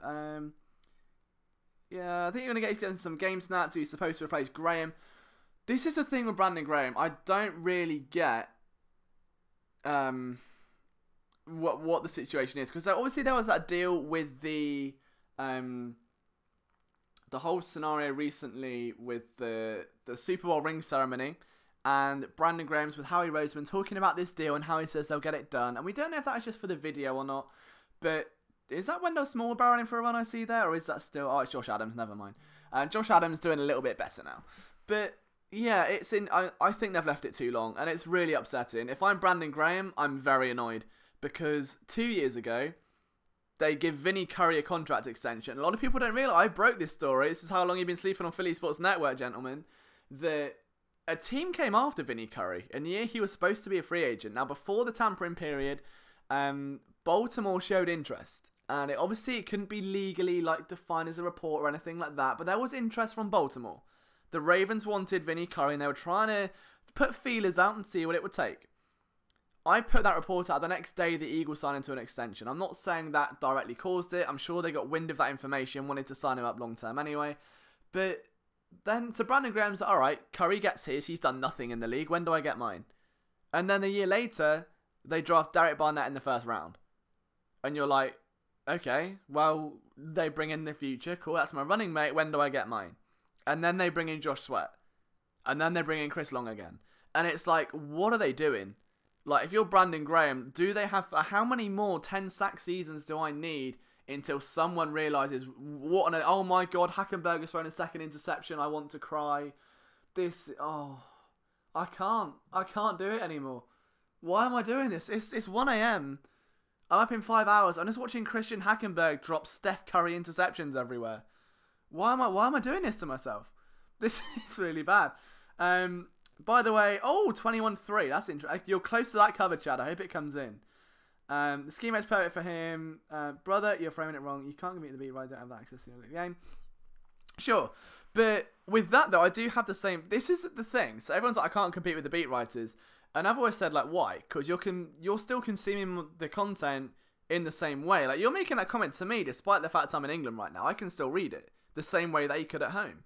So why can't I have the same sources? Why can't I network with the same people? Why can't I get the same transcripts? The only thing I miss out on which they have is locker room access, which is a massive thing. And that's it, being at the game. Transcripts I can get. Everything else I can still get hold of. And I remember the NBA in London when I went to that, it was this was the first time where I'm not on a 5-hour time difference. And there are writers that have stayed in Philadelphia. They didn't make the trip. And for once, I was at an advantage. And I'm not a massive basketball guy. I watch it when it's on. But for me, that game was so important. And I've never put more into a weekend of coverage than that. So if you ever find Sixers content on there, there's one article I wrote about Ben Simmons and I interviewed him. And for me, that's my best ever work. I wanted to be so ahead of the field with that weekend. And to me, I think I did a good job. Whether I achieved what I set out to do or not, I'm not sure. But I was impressed with what I did, so that was nice. But yeah, there we go. This has been a nice little chat now. BG is gone. You know what? I hope he's not. I really hope he's not. It'll be so upsetting, but I do think this team have missed the boat.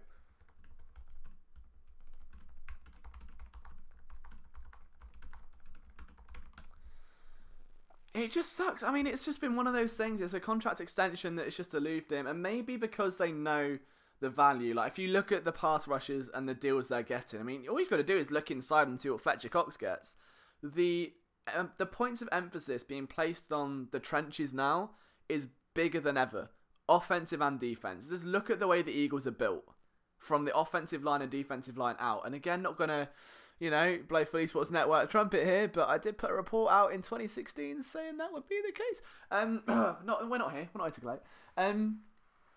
But no, it is definitely one of those things where building through the trenches is becoming such a priority where other teams are trying to do the same. Chicago are trying to do the same now. It's, can you get a franchise quarterback? Can you support him in the trenches? Because skill positions come and go. But you need to have that foundation. It's like a castle. You can have as many nice cannons as you want. You can have as many fancy archers as you want. What are they going to stand on if that castle's falling down? And that's the point. So building through the trenches is important, but it means that they're among the most highly played players in the NFL. Graham deserves every... You know what? I think we should start a GoFundMe for Brandon Graham because, I mean, my God, he just is... He just needs it, doesn't he? It's such a shame. He just does need that money. But I think the Eagles have played it kind of well. Because he's at that age now where he is kind of like a long-term extension may not be the biggest thing in the world.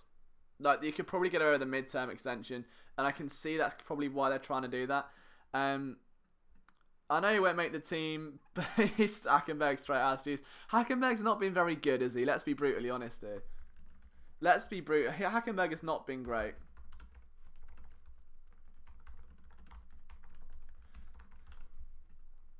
He won us the SB. Who? Christian Hackenberg? Christian Hackenberg won us the Super Bowl.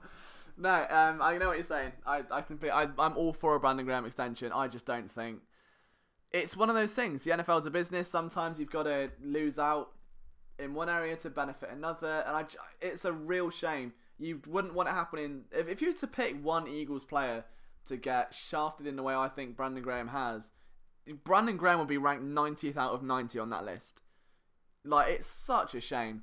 He really does deserve, as you know, Tiger said, every penny. Every single penny in the world. Like, if you could give him the extension of dreams, you would. I think the Eagles' investment in Jernigan's now going to be a problem. But let's have a look at this then. The Jets are now 3rd and goal because Hackenberg threw the ball away. Wolford fakes the handoff, rolls out. Joe Walker's coming down. Oh, he misses a tackle. Oh, dear. Oh, dear. And that may be a touchdown for the Jets. And if Walker misses that tackle, that's not going to look good. He's had a very good night so far. It's 4th and goal, but he missed that challenge. Very bad tackling angle. We see it here. He's kind of doing it from behind, but they're trying to show the slow-mo to see if that was a touchdown. I think the elbow is down way before. It's Joe Ostman, the man that we say didn't want to miss out on, because he's had a really quiet off-season. He's actually making a stop there. So good play for Joe Ostman.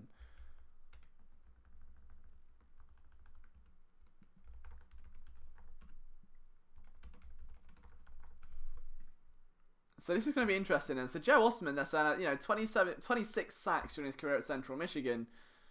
Let's see if we can get another one here then, because he hasn't had one so far. Let me have a look. See, this is what annoys me. I'm a little bit far behind, but it's 3rd and goal, and oh, they stop him. That is big. That is a big push. And the Eagles' defense are raring to go. What a stop. And even the fans are clapping that one. That's a big-time play from a big-time man, as is Shitu. What a name. What a guy. Players are very pumped up. Jalen Mills on the sideline giving it some. And you know what? That could be vital, because this defensive tackle battle is looking vigorous, isn't it? That DT4 spot we spoke about earlier on with who's going to partner Destiny Vial. Is it going to be Bruce Hector? Will it be Qualls? What about that man? As is Shitu. He's been with this team now for 2 years. Good preseason last year. Battled very well. Jalen Mills has his cap on backwards. What a swag monster. And now here we are, 1st and 10. And Hackenberg screens it inside the end zone. That's a bit risky. And off goes to the races Donnell Pumphrey. And there is a sight for sore eyes. Donnell Pumphrey on the field, making a catch. Had a bit of burst to him. This is going to be fun then. We get a whole half, probably, of Donnell Pumphrey. This is what I'm sure Chad came to see. He's going to be rubbing his hands together right now, I can assure you that. Pumphrey gets out. I'm sure Hackenberg's running and got a 1st down. All right, Carson, calm down. Let's not get carried away. Let's just ease up a little bit. Hackenberg is, I think he's realised maybe passing is probably not his greatest asset right now. Let's just use Pumphrey and run it himself. So drop him back again. Hackenberg finds Pumphrey, and how do we know that was coming? He gets tackled. He still looks like he goes down very easily, Pumphrey, but it's got to be good for his confidence. Bear in mind, he did delete all of his social media and battle with Bryce Treggs about, what was it? Is it Fortnite? They were battling about something. They're going out against each other. Oh, it was LeBron, wasn't it? They're having a fight about if LeBron was better than Michael Jordan, and Pumphrey was just chatting, well, less substantial comments than what I'm making right now, which says a lot. But let's take a look at that. They're looking at Jordan Mailata on here. Oh, I get a bit of a film room, do I? Let's have a look then, Jordan. What are you doing? Oh, big, strong punch there. Oh, he's lost the outside leverage. And, but what a play. So, Jordan Mailata still in the game. And do you know what? This is going to be big as well. This is what I think is going to be big. Because it's endurance. It's easy to say, oh, he could be a starting left tackle. He's got the fundamentals. He can do this, he can do that. Can you play for 4 quarters and over 100 snaps a game of going kick back, kick back, kick back and pushing 200-pound guys? Hackenberg has been molly-walloped. The ball goes flying. 30 seconds to go. Eagles still have the ball. But Mailata, it's all about endurance. Rugby is a very different game. Rugby is a constant jog and a few sprints. This is stop, start, stop, start. Different type of endurance, different type of fitness.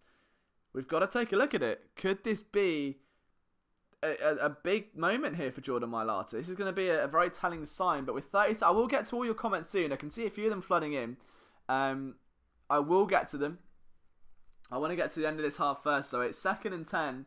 Eagles line up in 11 personnel. Hackenberg rolling out again. Oh, it's Pumphrey again. Surprise. He runs and does that. I mean, this is what's annoying me, though, because it's not like we didn't know Pumphrey could do this. Like, everyone knew what Pumphrey was capable of. It's Donnell Pumphrey. He was like one of the most prolific dual threat backs at SDSU. Probably college football that anyone's seen.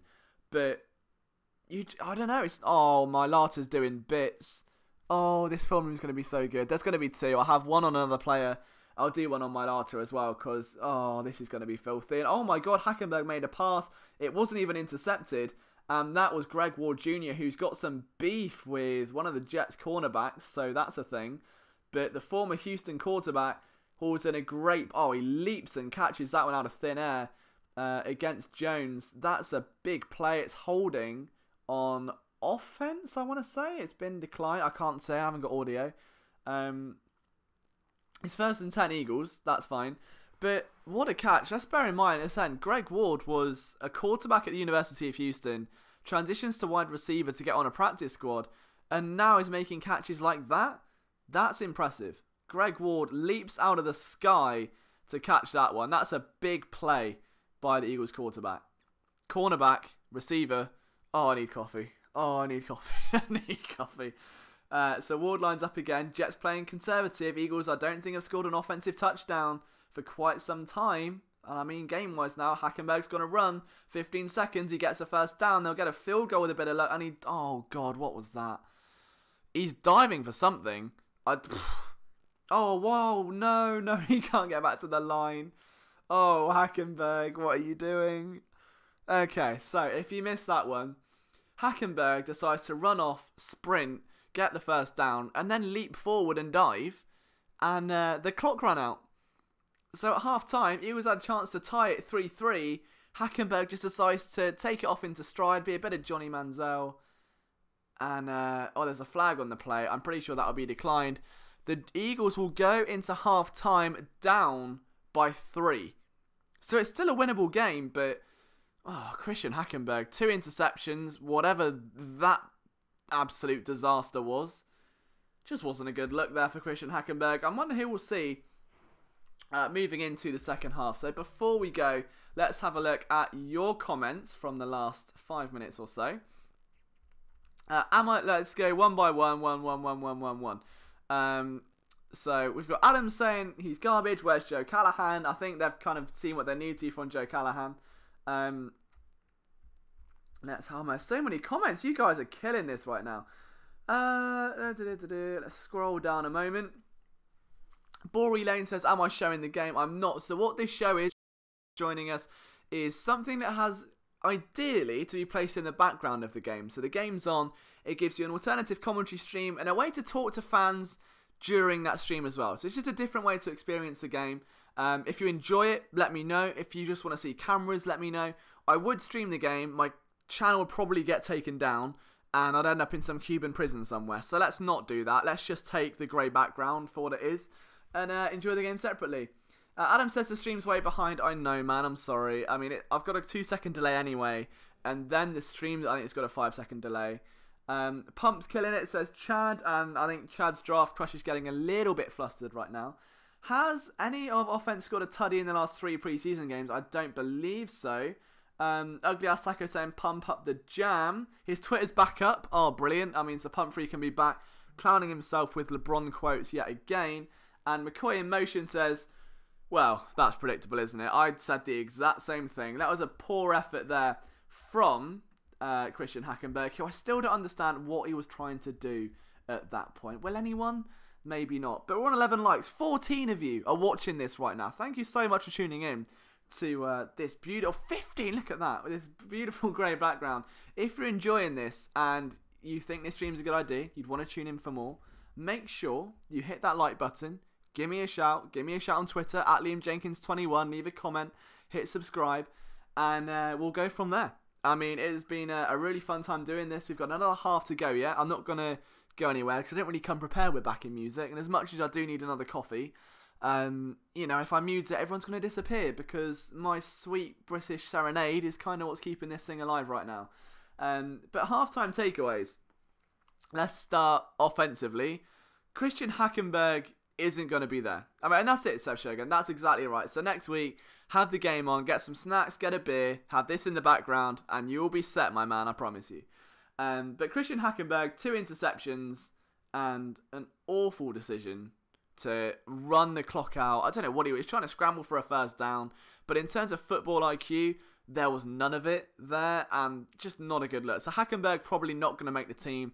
Be very surprised if he lands somewhere else. I mean, I'm still all about the Kevin Hogan show. Let's not be, you know, downplaying my man Kevin Hogan right now. I want to see him do bits in the final preseason game, but that's another discussion. Myself and Chad, I'm sure, have had plenty of chats about Kevin Hogan over the last few weeks or a few years. Elsewhere, I think Greg Ward had a nice flash with a beautiful catch. Donnell Pumphrey, we finally got to see him now out on the field, making some waves, taking out some big receiving yards in the screen game. The play that stands out came out of the end zone, a huge chunk of burst showing that he has still got wheels even though he's been injured. So it'll be interesting to see where he goes from there. I think a lot of the comments have been defensively. Joe Walker has had a topsy-turvy game, from making the initial tackle in the game to missing a tackle on a quarterback that almost gave up a touchdown that was 4th and goal. It's just been a bit inconsistent, and that's been the thing with Walker. It wouldn't surprise me. Oh, and the spread's coming in. Oh God, what's happened there? That's not good. Doug seemed pretty pissed talking about it. I mean, Doug Peterson hasn't been happy this preseason, and you can't blame him. I mean, you look at last year, the Dane train, Dane Evans, had a monumental showing. He had a great effort, and even with Matt McGloin, the offense still moved. He's just not doing that. It just looks complacent everywhere. And from a coaching perspective, whether it's preseason or not, you don't accept that. You don't go to, no, okay, this offense is going well. This is all right. We don't know. It doesn't matter. We got the Falcons next. No one thinks like that. If you're a coach, that's a culture thing. If the guy next to you isn't working hard enough, and then you go, you can slack off, then that guy, and then it's just an endless snowball. And before you know it, you're the New York Jets. So they've got to try and eliminate that culture very quickly.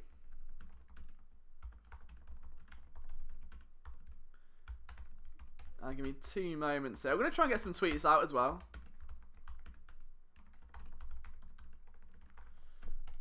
So what we'll do, I'm going to send some tweets. If you are watching this and enjoy it, it would actually mean the world to me if you could either, again, give this a little like or share it out on Twitter, because we want to get as many people in for this second half as possible.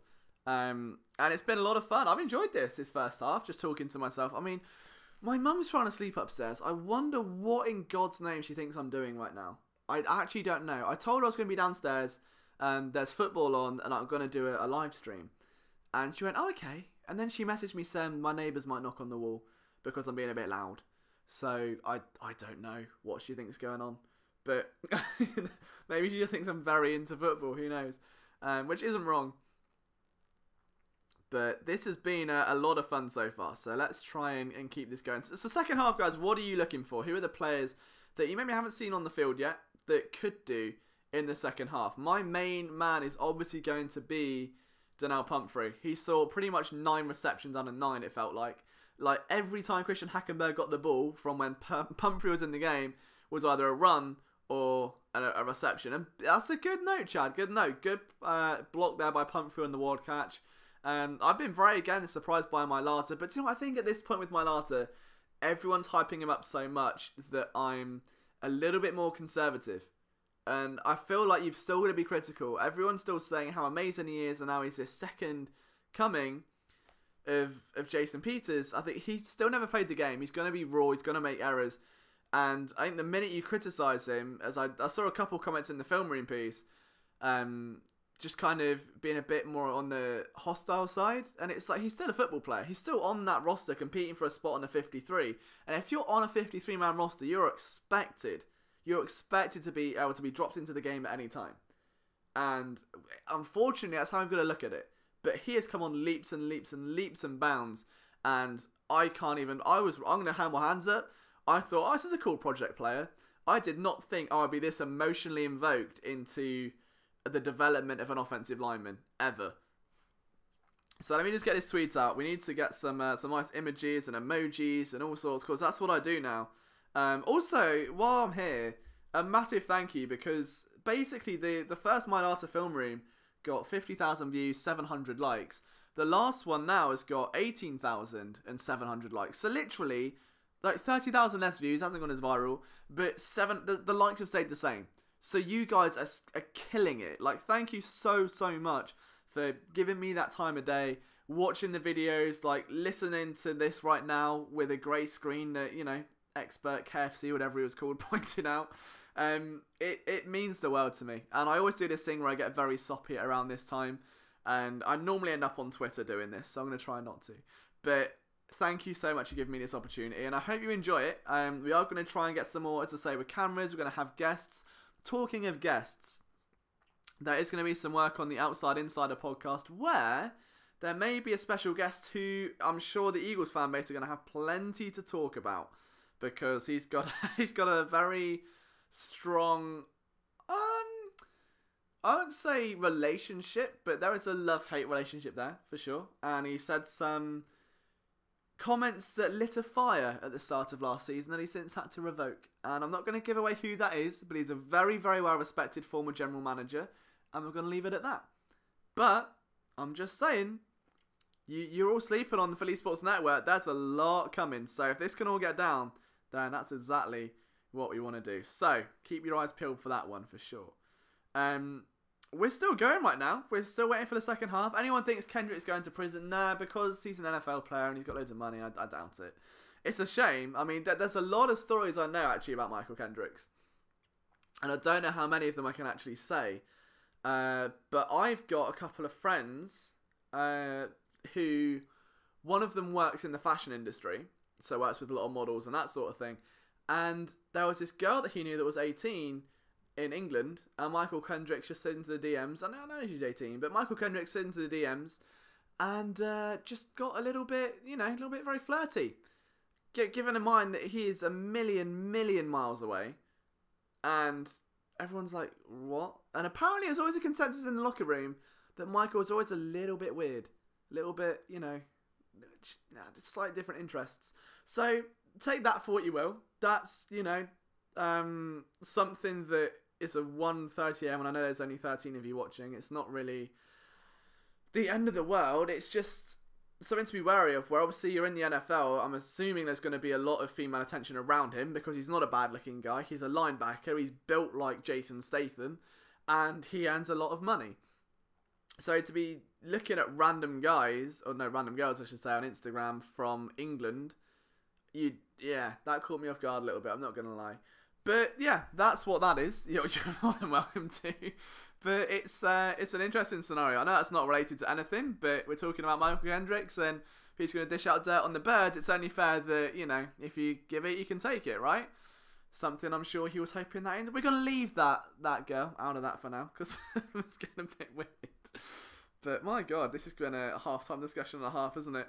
Was not expecting that. But moving on swiftly, I would say.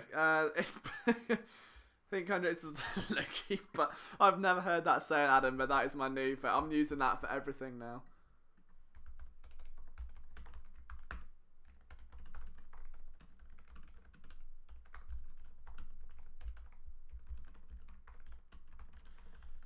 So, give me a couple of moments. What we're going to do is I'm trying to find this image of the... I still have not tweeted yet. I'm trying to find the image. I can't multitask. I'm a guy. You've got to forgive me. I'm sure you understand, right?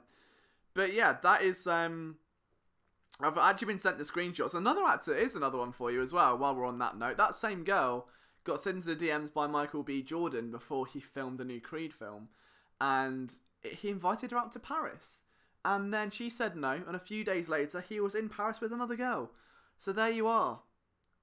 Higher paid individuals are often a little bit dirty. Not dirty, but let's just... Sometimes they don't get all the attention they perceive themselves to. His brother... Oh, I agree. Eric Kendricks is an animal.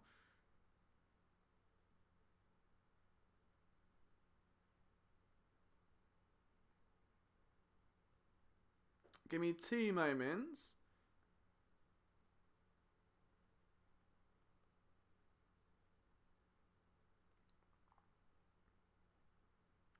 There we go. Right, I've actually sent a tweet. Look at that. Oh, it's sending. I can multitask now. Here is Junior Apollo Creed. You don't take no. Oh, what a discussion this has been. So, the 11 of you watching this, I hope one of you isn't Michael Kendricks. Please don't DM me on Instagram. Oh, I actually need coffee. I'm going to get delirious in a minute. It's not a good look. Big shout out to Liam. Do you realise the time? Oh, man, I preach. You know what?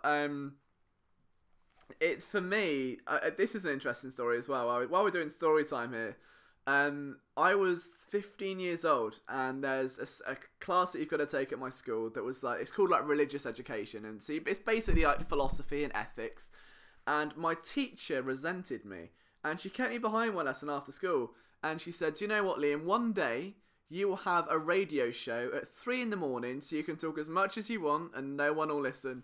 And here we are at 1:39 AM with 15 of you, so I've proved her wrong. Proved her wrong. And yeah, that's fair. I appreciate that, Bill. You know, it's a family environment, but it's I'm sure there was no malicious intent by it. I'm sure there was nothing meant. I mean, you know, as much as you don't stand for it, we're not dropping ban hammers at her on anyone just yet. It's all good. Oh my god, what if, like, for real, can this guy narrate the story of my life? It must be on Morgan Freeman status. I don't think I'm that good. I just, I mean, I used to do motorsport commentary, so I did a lot of broadcasting and things like that, where I'd have to talk for like 2 hours on cars, and then you can only see the cars when they drive past you. Then for the next 2 minutes, they're doing other things. You've got to fill that gap for all the people there.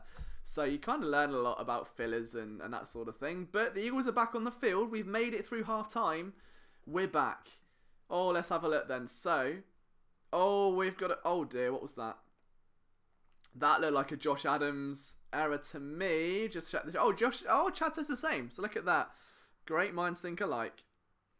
Josh Adams there with a little bit of miscommunication. I appreciate it, Bill. I mean, we're all going to be a big family here. It's finding out that tone, you know. It's the first show. I'm sure everyone's a little bit different in terms of what they say and what they don't. But obviously, if it does get offensive and it's not comfortable for you, then we'll approach it from there. But it's all good. I'll monitor it. Okay, I'm a very intimidating man. I'm sure you can tell from my accent. I'm joking. But 2nd and 10 for the Eagles right now, and that's a high snap. Hands it off to Owie. Keeps it. Callahan's on a run. Oh, it's Hackenberg. Oh, Hackenberg's doing. Oh, Hackenberg. Adam, come on. Don't make me slide into those DMs like Michael Kendricks on you. Come on. Hackenberg does a nice RPO, takes a handoff on a quarterback option, does well. But, I mean, Hackenberg seems to suffer from what I call Wentz-itis, where he doesn't know when to dive. And this is a bit of a problem. So, this is twice he's done. He just kind of falls over hopelessly. It's really bad. But bless his heart, he's trying. I mean, you can't blame him. I'm interested there's no Wendell Smallwood yet. Handoff to Adams again, who gets stopped at the line of scrimmage. The offensive line can't get any push on that front.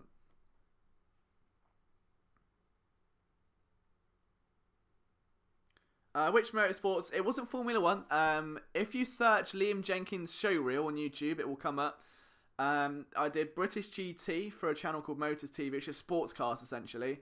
I've done a 24-hour race at Silverstone. I'm trying to think now. This was years ago. I was only like... Thing is, I mean, my voice hasn't dropped now, and I'm 23. So at 19, when I was doing motorsport commentary, it didn't go down well. But I've done some touring cars, some saloon stuff. Like, I was very into that. That was where I learned my vocal traits, I suppose. But my Lata's looking good. Hackenberg throws it away. He was aiming for Ward Jr. He was after his 2nd big catch of the afternoon. So Ward Jr. is really looking to, I guess, make an impact at this point. He's got to. There's a roster spot at stake, I suppose. He missed out last year very narrowly.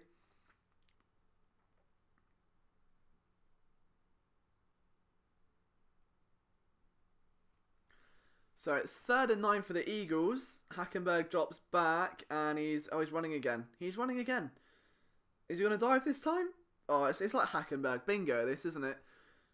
I mean, to be fair, the offense is moving. He's just settled down a bit now. So you weren't introduced by Fleetwood Max to change. You know what? I remember when BBC first got the rights back to Formula 1 and the chain came back, the amount of chills sent down my spine. I've got a lot of motorsport stories, but I was a diehard Formula 1 fan growing up.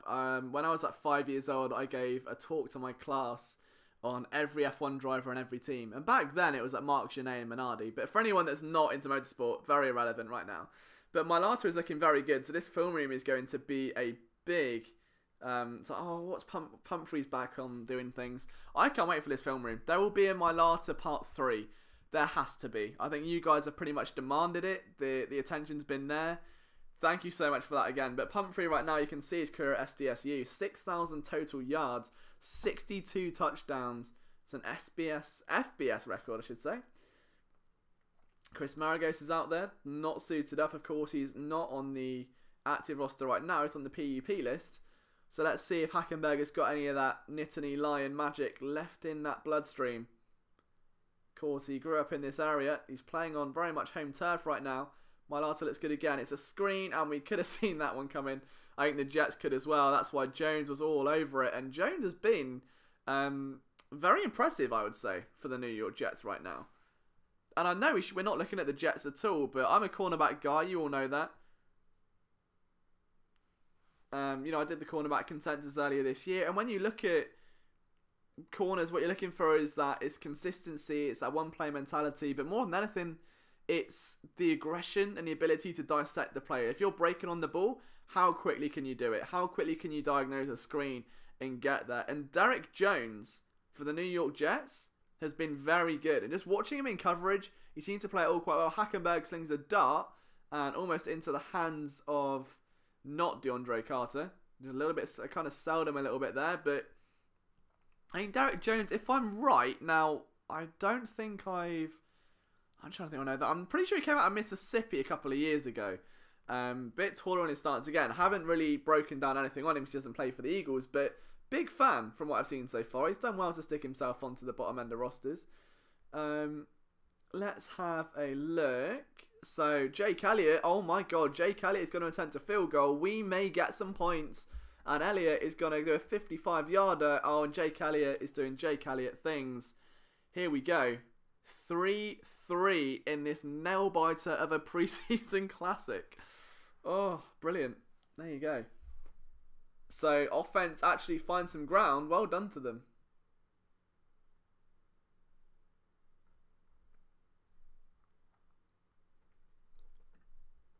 And we've got an advert break. See, I've not commented on advert breaks before. I've never had a cheesesteak. That looks really good. I had a Subway earlier, though. And also, so I know Bella's still in this chat. Well, we're going to get through the advert break with Subway discussion. But, I mean, there's only one way to have a Subway. Alright, and now in America, I'm guessing it's a bit different. So, if you go to Subway, what is your go-to Subway? Like, get it in the chat. I need to judge these Subways because we had a bit of a disagreement. And I'm a bit fired up about BMTs with Chipotle sauce, red onions, and all the rest of it. So, well, we're having a bit of fun. It's nearly 2 AM now, so my state of delusion is getting there. I saw Matty G followed me on Twitter. Yeah, man. So, a really funny story. So, Matty and Arava used to know those guys quite well. I started doing Formula 1 2010 Let's Plays, and Arif was one of my first subscribers, and he really enjoyed it. And then I branched off into motorsport commentary in real life, and Arif started picking up Formula 1 games. And then from there, Arif obviously got much bigger, and we just went down, very different career paths, but so much love for Arif and Matty, man. They've been on tremendous journeys, so there you go. Let's have a look. What have we got here? I mean, how much time they're going to give in the guy to make this team. I like Adams, he runs pretty hard. Yeah, I completely agree with that. I mean, Pumphrey and Small are both in a very similar deal. What's up with Joe D deal? How long does he have left on his deal? Do we need to keep him in the front office? Good question. I'm pretty sure it was a 3-year deal. This would be the 3rd. So, if I'm not mistaken, there will be an extension at the end of this year. They're not going to let him go. I don't think he would want to leave, if I'm brutally honest. I think the way he's got it set up is that he is the executive vice president of player personnel. So he kind of is a de facto GM in terms of an evaluation standpoint. I mean, so Howie Roseman is the EVVVPPPP, which is what I just said. But Joe Douglas is like his right-hand man. He runs the scouting. He brings in Andy Weidel, who he used to out with at Baltimore. There's been numerous scouting changes over the last 2 years. And I think Joe Douglas has got the room he wants. Joe Douglas sets the draft board, gives it to Howie. Howie picks the guy he wants from it. But Joe sets that board. So Howie Roseman is going to be, no matter, well, in Joe's eyes, he's going to get wins either way because Joe set the board. Who's saying Subway's trash? That's not good. Come on. A lot of people have said that, though, that Jake Elliott has kind of struggled with shorter distance kicks. But hey, you know, shoot is shoot. And that is an absolute rifle of a kick into... Oh my god, that was beautiful. Right, sailed through the back of the end zone there.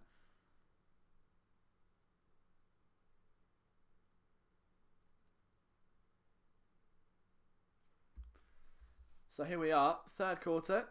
And there's Mike Grove, the new offensive coordinator, former wide receivers coach. And that is a man that you really can't not put head coach credentials on him at some point, can you? The potential is there. What he did with the Rams last year was brilliant. The year before last. And to take Nelson Aguilar's mental struggles, turn that into such a positive outlook. I mean, that's a huge game for him as well. So, Jets in possession. And that is, oh my god, Jeremy Reeves is on fire. Big play. That's too big. Oh, it's a... Oh, no. Oh, no. That's a flag. And I think we all know where that flag is going to go. At a guess, I'm assuming it's going to be for lowering the helmet. Although it seemed like his body went flying there, nothing to do with his head. So let's just take a look at this from the second angle. Reeves goes over the top. Right, I'm sorry, but if that is anything, there's no penalty there. Walker and Reeves have been the two mainstays of this defense, but Reeves, oh, that's hustle. I love that kid. I really, really love that kid. His mindset, his humility, the way he plays, it fits this team. I really, really hope he makes a practice squad. And this isn't from a fan, this is just from someone that has spoken to him, that knows the type of guy he is. That's the kind of guy you want in your team. You know, like, he still blames himself for his coaches losing their jobs at South Alabama. He blames himself because of the level of play. Like, he's accountable for an entire defense. It blows my mind. That's the sort of guy you want to put that chip on your shoulder. Let's see what he can do. I really need a coffee soon because my voice is going a little bit wobbly right now. Subway is overpriced. There's not much here though. Oh, I'm disappointed. I need to find some more restaurants then, or just come to Philly and have a Wawa or a Gino. Look at that. Look at all that knowledge. Oh god, I've started a whole new debate now. Whole new kettle of fish.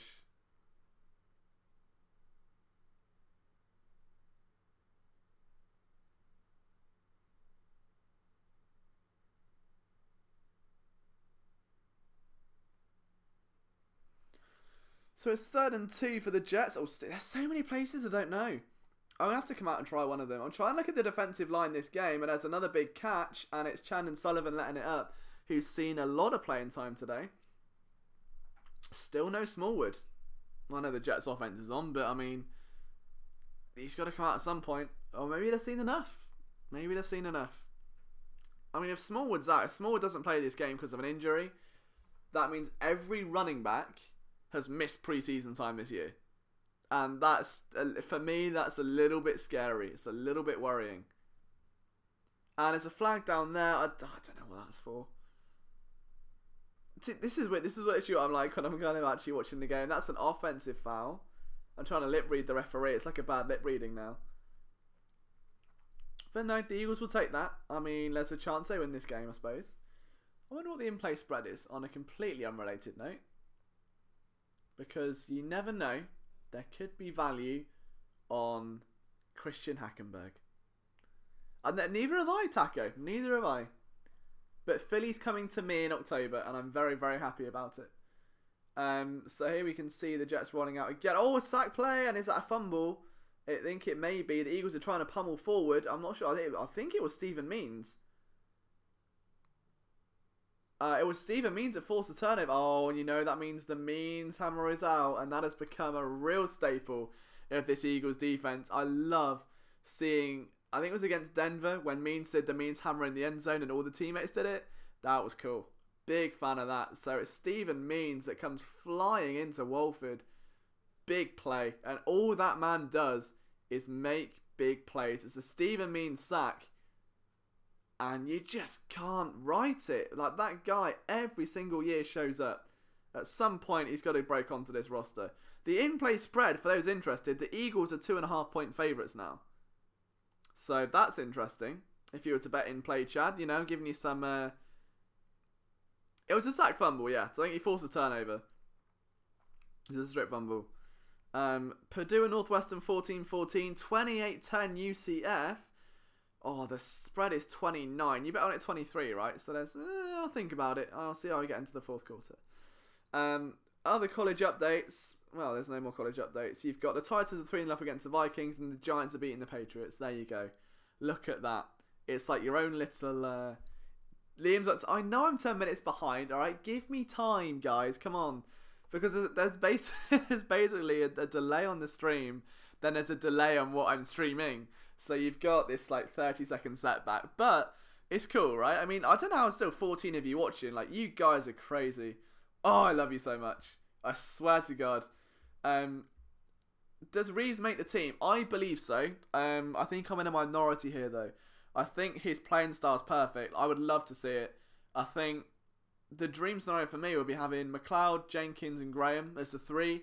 Sullivan and Reeves at 4 and 5. I think Maragos for me, on PUP anyway, they could probably get away with a cheeky IR stash if they played their cards right. Not sure. But I don't know. I think Reeves would end up on a practice squad. He wouldn't go jobless. It's just whether he stays in Philadelphia. But I could see someone like Tennessee picking him up. Someone like the Jets where they play aggressive safeties. Someone like Seattle where they like to move their safeties around. That'd be great fits for them. UCF is currently playing Connecticut, so UConn, who aren't exactly the most intimidating strike force in the land, but it was never really going to be a case of UCF dropping this game, was it?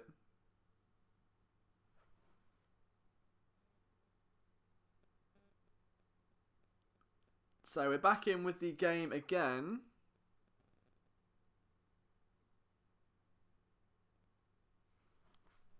Maragos has got... See, I don't know. I think Maragos is kind of one of those weird ones where Eagles fans protect him because of how much he's given to the team. Oh, and Stephen Means just got a cuddle from Jim Schwartz, and now my heart's warm.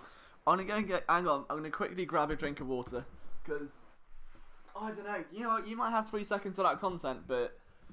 I think talking for that long... I mean, Mike Mayock, they have ad breaks. You know, the broadcast are doing... Do I have an ad break? I don't think so. So, I mean, Liam 1, Mike Mayock 0. That's all I'm saying. That's all I'm saying. 1st and 10 for the Eagles offense. They're on the field at the halfway line right now. Hackenberg back at quarterback again. Fakes a handoff. It's play action. Throws it. Oh, and it's... Oh, no, that's a drop. Oh, is it a drop from Adams or was it knocked out of his hands? I think it was a drop. But, I mean, if Hackenberg's looking to throw the ball into the chest of the running back... I'm assuming he thinks the running back is 7'3" because that ball was thrown very high. It's not been a good demonstration with Christian Hackenberg against his former team. This is a real chance for him to go out, get some revenge, prove that he can still be a quarterback at the NFL level. And all he's really done is cement the reasons why they cut him or they traded him to the Oakland Raiders. It's a real shame. You know, I think a lot of people still root for him. They know accuracy's bad. I mean, that was always the red flag coming out of Penn State. Hackenberg again. Screen pass. Predictable. And that was about a 2-yard gain. Predictable. So, what we've discovered is that Hackenberg can throw screen passes and not much else other than run it and dive around like a dolphin. So, that will be very, very fun.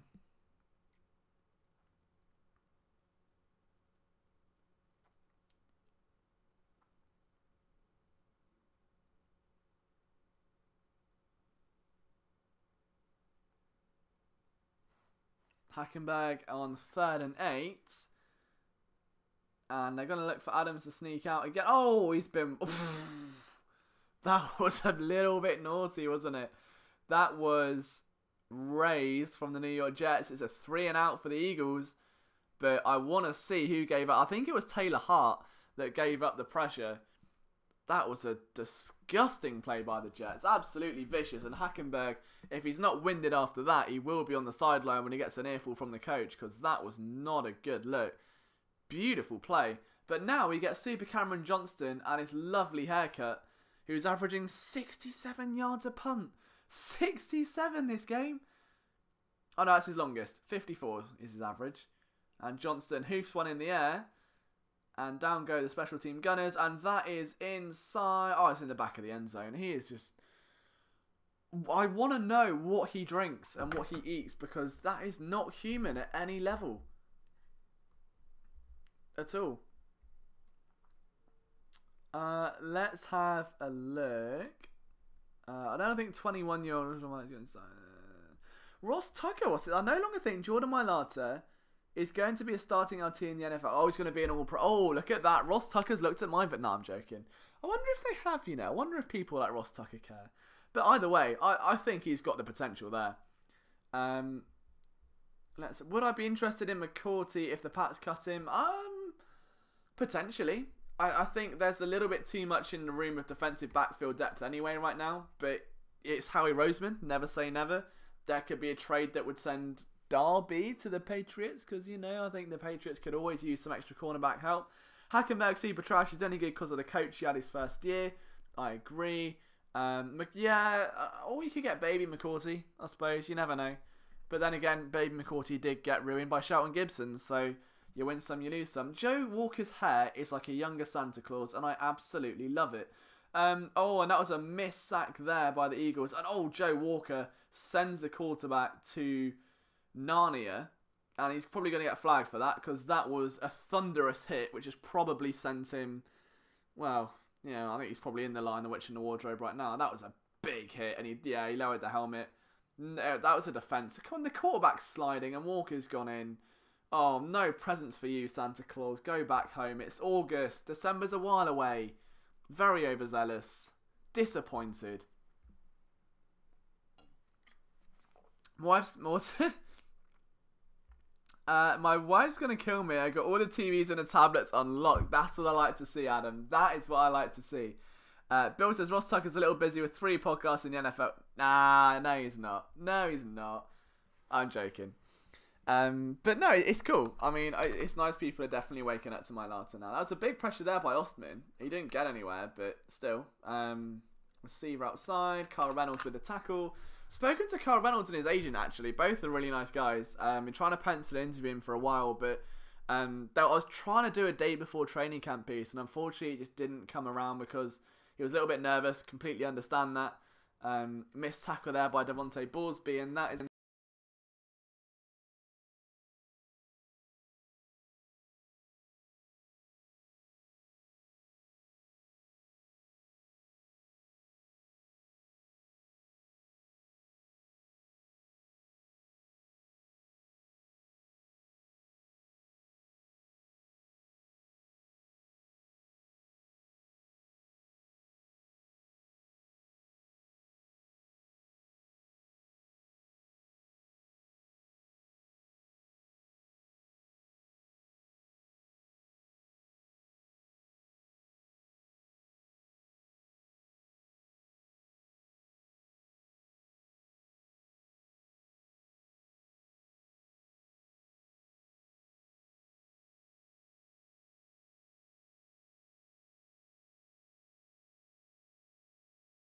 over the last couple of moments. And on the sideline is Zach Ertz wearing a golf cap. He's wearing a visor. He's not playing golf. He's dressed up in an NFL uniform. Why is he wearing a visor? I'm not sure. Maybe we'll find out. Maybe that's what he's talking to Dave Spadaro about right now. Who knows? This is the analysis you won't find anywhere else, ladies and gentlemen. Alright, 2nd and 10 for the Jets. And that's gone over the middle. Big hit again from Jeremy Reeves, but the reception is made. Reeves did all he could. And, Dave Spadaro is a lovely human, isn't he? I just want to give him a cuddle. I'd love to talk to Dave one day. I think he is a real gem for the Eagles organisation. He really is. I mean, it's weird. The Eagles were one of the first teams to almost have like an inside beat writer work for the website. They kind of just had press releases and stuff before, and so many teams have tried to replicate it now, but Spadaro's got that personality. Really, really cool. Really, really cool. So, big Spuds fan. Let's have a look. What have we got saying on here? Have you thought about building a league-wide analysis portfolio with Key and Faye getting booted? An analyst with an accent. I don't think I want to be mentioned in the same sentence as Kean. I'm not a big Kean fan. But do you know what? I mean, if I could pick up a second gig as a writer somewhere and still keep Philly Sports Network going, I'd be inclined to it. But I'd never want to let this go. Because, again, I don't want to be a sellout. This isn't about money for me. It's about good content. If I can provide that, I'm happy. If I can do league-wide content, amazing. I mean, there is a website in England that's starting up. I may have a little flirtation with them to see if I can run both. But if I can cut my second part-time job out and do more NFL writing and then have my first job as this, I'm a happy man. I don't think ESPN are going to come calling anytime soon. You know, they're probably a bit too busy with all their millions of things and Barstool rants to focus on little Liam. But still, you never know. Maybe one day. Maybe I'll put an article up saying why I'm joining the Athletic. No, I'm joking. That won't happen. But still, all big. Oh, that was a big play. Was that Jeremy Reeves again? No, it wasn't. It was Trey Sullivan. Oh, Chandon Sullivan. They're both wearing number 37, 39. It's really confusing. But Chandon Sullivan there, he's rebounded really well from a sloppy first quarter. Breaks on that ball like a bull. A bull on the ball. That was phenomenal. Like the closing speed there to leap over the top of the receiver and bat that away. The click and close, very impressive. That was a big play for number 39, Chandon Sullivan. The Eagles are playing nickel. They've got one safety over the top. They're expecting run, and they get it. And the man bringing him down, number 75 again, making some big waves right now for the Eagles. But Bruce Hector also in on that play. Another man who needs a big game. Time is running out now. It's the fourth quarter. There's not a lot of time left. And here's another look at the pass rush and what they're doing. Joe Walker with a key block there just to cement himself in the middle of the action. I would say he's definitely been one of the big winners from today's game. 35. Oh, good man, Chad. That's what we want to see. That's what we want to see. Oh, right, Joseph, you're not using screen variety. Go on, get it gone. Get it out. We're not here for this. There's a big catch. Fourth down, and the Eagles offense back on the field with 3 minutes, 25 seconds remaining. So this is going to be fun then. I mean, is Christian Hackenberg just going to get the rest of the game? Are we not going to see Donnell Pumphrey at quarterback? No? Okay, maybe not.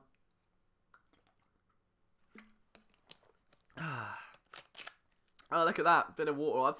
I completely forgot for a minute I was streaming and I had a nice sip of water. It's like a food advert. And the Jets make it 6-3. So a Jets field goal. And this offensive stalemate has become very much within reach. I mean, if the Eagles can score a touchdown, it's got to be a big event. They haven't scored one all year. But here we go. We're almost there. We're getting a lot closer to a big wave than I think we're realising. Michael Dickinson's the greatest fan I've ever seen. In fact, the Ravens' second round pick will be a mid to high pick. It could be. It absolutely could be. I also think it's crazy there's 12 of you watching this right now. I'm not too sure who's still away. If you're in this chat, if you're watching this and you've not said a word yet, get yourself an account made. Join the Madhouse. Come on, there's just over a quarter left. And then next week, it's the real deal. Next week, it's going to all be professional and not talking about Michael Kendricks inside girls' DMs. So, this is it. This is your last, is your last chance now. But genuinely, I mean, you guys have been amazing tonight. And to literally, I know it's a bit different because it is a preseason game. And you can kind of leverage it a bit. But it means a lot that you've taken that time out to maybe mute the audio or just have this in the background for a few hours. Really, really cool. It puts a lot into perspective. It really does. So thank you for all of your support and all of your messages and all of the whatever Screen Society, whatever the weird bots are saying. They're cool. I suppose they can stay around for a bit. But as we approach the fourth quarter, and I guess it's time to kind of reflect on the Eagles preseason, what's been answered and what hasn't been answered is a good way to look at it. I mean, what questions have come up that weren't there before. Because for me, there's a lot going into week 1 that I'm a bit more uncertain about now. I'm a little bit scared, Nick Foles-wise, obviously. Last season, had the offense tailored around him. This year, he won't be so lucky. I think he will to maybe the first week or two, depending when Wentz comes back. But without Alshon Jeffrey now, this offense, to me, is going to look very similar to what we saw in 2016 with Jordan Matthews and Zach Ertz. The big difference is going to be Dallas Goedert, and I cannot overestimate that enough. Like, that man is going to have such a big impact because of his size in the red zone. And if Matt Collins is still battling a lower body injury, if Nelson Aguilar may not be 100%, if Jeffrey is sidelined, Mike Wallace hasn't been active throughout preseason, Eagles receivers are going to need some extra boost, and it's going to come from Gibson. It may come from an undrafted guy. It may come from someone like DeAndre Carter, who has been in the league since 2015. This is his 5th team in that time. And I think you've got to look at... My worry with Wentz playing week 1 is that he's not played... he's not taken a hit. He's not taken a hit since week 14 of last year.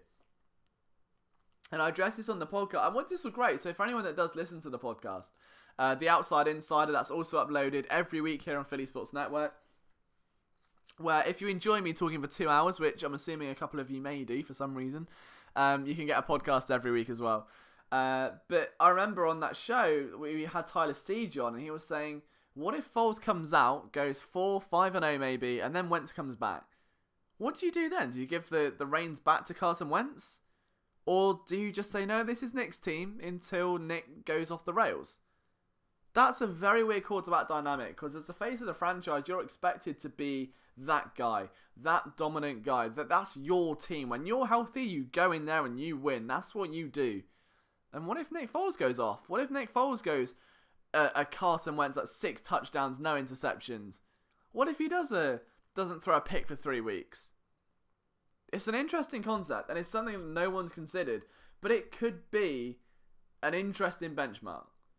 Because Foles wants to start in the NFL, Wentz is the starter in the NFL, and that is going to be a very, very difficult dynamic for coach and quarterback. No matter how selfless you are being paid millions of dollars to be the best competitor you can, to be the most fiery, aggressive, passionate, leadership-endearing competitor you can. And if that happens... Oh, Tyler Zuli's in the chat. Hello, how are you? I sounded a bit seductive then, I'm sorry. You're trying to be... No, not at all. No. Not trying to be Angelo Cataldi. I'm just saying, it's a very different dynamic, and one they've got to... From a coaching perspective, how would you handle that? How would you handle that? Do you drop Wentz in at a moment's notice when a team is clicking with Nick? Do you take him out mid-game if he's having a bad game? If Foles has thrown 2 interceptions and Wentz isn't 100%, do you put Wentz in? Do you put Sudfeld in? There's a couple things. I'm just saying that, if Foles begins to shake up and play poorly, there's dynamics there that haven't been spoken about, because I think people are a bit too scared to. Because Nick Foles is this cultural icon. Carson Wentz is a franchise quarterback that everyone is in love with. You can't say a bad word about either of them without being chastised. And you end up with a very difficult scenario. So I'm just saying, it's interesting. If you're a head coach, Nick Foles goes 3-0. Carson Wentz is 100%. How do you broach that? That's all I'm asking. Again, discussion. This is what this stream's here for. Tyler says, Wentz plays the moment he's ready and healthy. Foles' success should have nothing to do with the starter. Fair play. Fair play, Tyler. I completely agree. Good to see you in the chat as well, my man. I know it must be 9 p.m. there? 9 p.m.? So it's 2 a.m. here now. I'm amazed I'm still awake. I'm on like a few hours sleep today. But there he is. Talk of the devil. There's Nick Foles. Foles isn't playing very well. That's it. I mean, Foles of the Preseason was obviously very good. But if Chad and Adam fight and you need an announcer, just hit me up. I've been here 3 hours. And that's true. Yeah, that is very true. But again, it's one of those things. I'm just saying, it's going to be a dynamic to keep your eye on, because it could lead to a shock trade that maybe gets Foles into a starting job. You never know. We could see, that's a big hit. I forgot that was a game one for a moment. Then that's Kyle Walker again, isn't it? Doing Kyle Walker things. That is a big hit. I think he got penalised for it, but that was...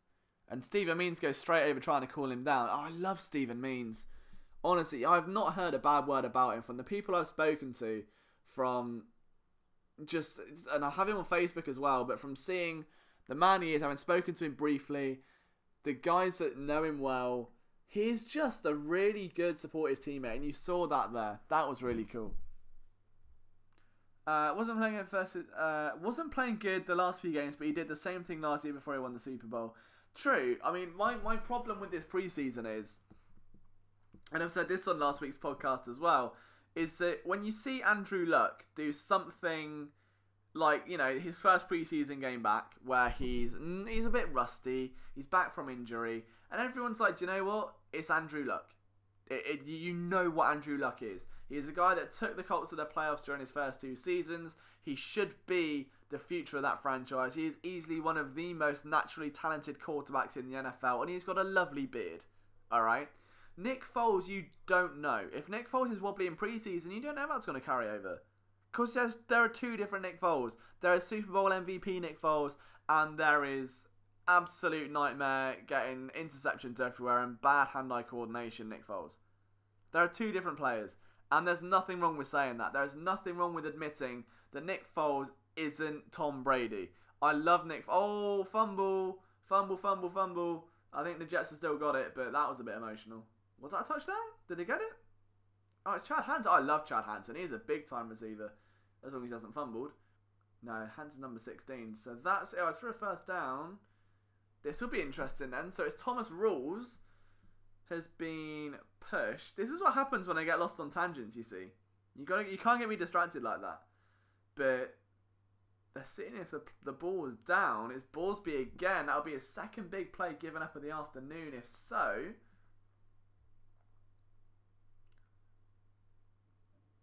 sure, again, some guy Burke's nice to see you in the chat. I love to see, this is what I mean. The moment you say the word Nick Foles, everyone runs out. Everyone's got an opinion, and I love it. I'm not bringing up this discussion to be a troll or to get opinions, to get listens. I mean, guys, there's 16 of you, right? Like, it's not like I am on a national radio station right now trying to do a Colin Cowherd. I'm doing it because I'm interested, because everyone's got a different viewpoint. And because everyone's got a different relationship with this team, or different memories of Foles, or different memories of Wentz, or a perception change, that if you're an NFL head coach, let's take the names out. You've got a starting quarterback, you've got a backup. The starter gets injured. The backup comes in, wins you a national championship. Backup then comes in, goes 4-0. Your starter's healthy again. What do? Forget the names. Again, alright, let's do the opposite. Backup comes in, loses national championship. Backup comes in, goes 0-4. Eagles go 0-4 with Foles at quarterback. Does Foles get traded? And that is the thing. So that's all I'm saying. It's a nice thing to debate, and it's not something that I'm trying to do to get reactions or knee-jerk responses. I think it's something worth giving thought to, because that's kind of my job here. Let's have a look and see what else you guys are saying. And so Tyler's talking with Adam, that's cool. I wonder who else is here. I love it, we're just having a conversation about the team. Yeah, that's it. That is what we'd... Oh, do you know what? I love that. I'm so happy you said that. That's what we're doing. This is what this stream is, because if we can do this in a regular season when there is a 4, 5, 6, 7 of us, I mean, this is the base now. For instance, if some of you came back, let's say maybe 50% of you, and there were new people, and then the next week 50% of those, and there are new people, you just end up with this audience of Eagles fans that like this kind of content, that's something new and something different, and it's gonna grow, and it's fun. I mean, I'm enjoying this right now. I mean, it's 2nd and goal for the Jets. I mean, so the touchdown didn't count. And there's Chad Hansen putting Devontae Borsby. Oh, it's not Borsby. It's Chad and Sullivan again. Ball was overthrown, but Hansen run a great fade. I'm a big Chad Hansen guy. Love him. There's 2 Jets players that have stood out to me now. Hansen's one of them. The other one is Derek Jones. So the cornerback. So 2nd and goal for the Jets. Just into the 4th quarter. It's another... Oh my god. That was an easy touchdown. Dropped by Thomas Rawls. Oh dear. Oh, we won't forget that one in the morning. That's going to suck. So Hansen does a great job drawing Sullivan inside into his teammate. Oh, he played the pick perfectly. Hansen just literally runs Sullivan into his teammate, opening up a wide open hole for Thomas Rawls, who just gets overthrown. But there is an injury on the field because Sullivan just literally headbutted his teammate because of that pick. Fair play to the pick, but that wasn't a good look. Oh, day. That's... Ooh. That's a tough job, and it's Sullivan that's down. It's Sullivan that's down on the floor. He's luckily back up on his feet of his own accord. Maybe a slight concussion. I'm sure he's going to get taken off just to go through protocol, though.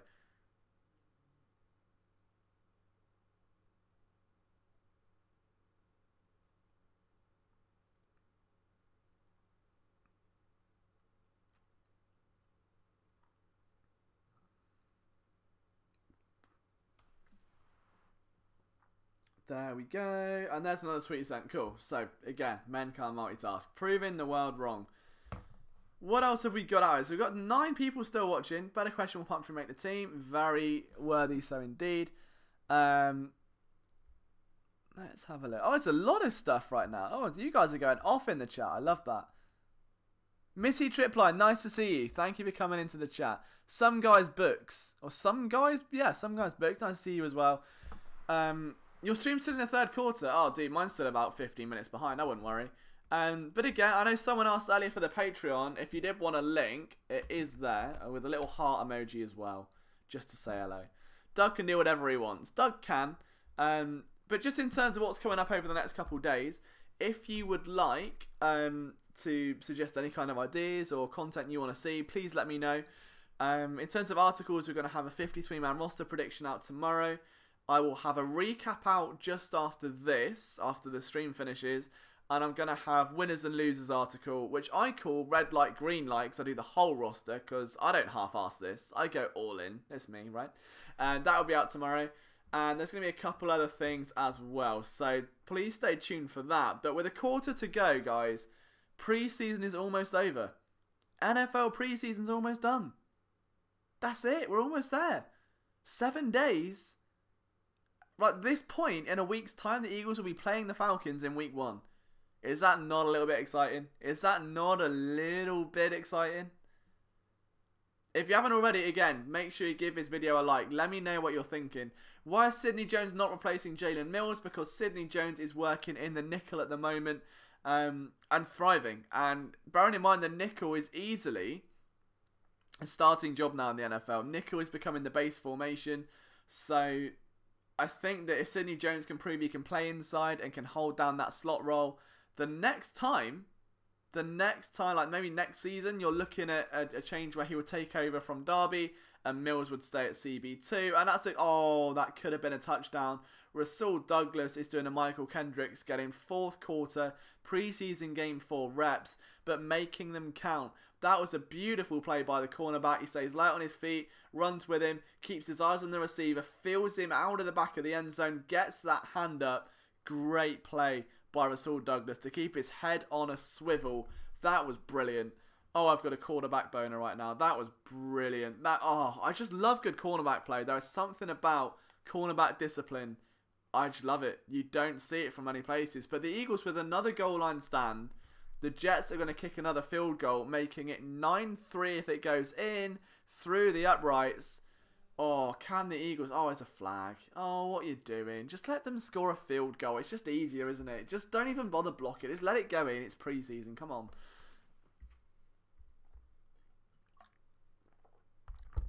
Mills is getting better. Mills is getting better, you're right.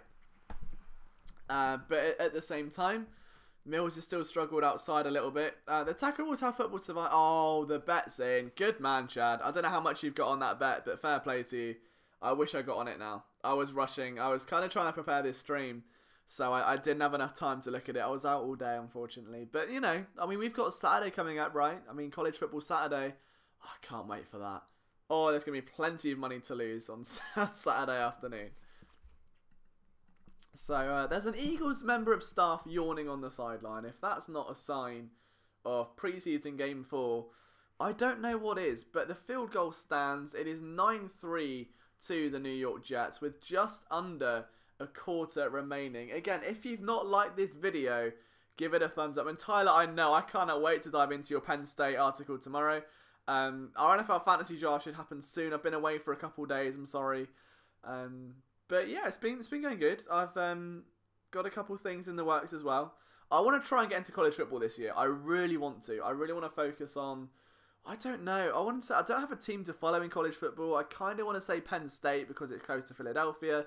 But I do like, you know, I think it's Georgia State just because I played as an NCAA 14 once.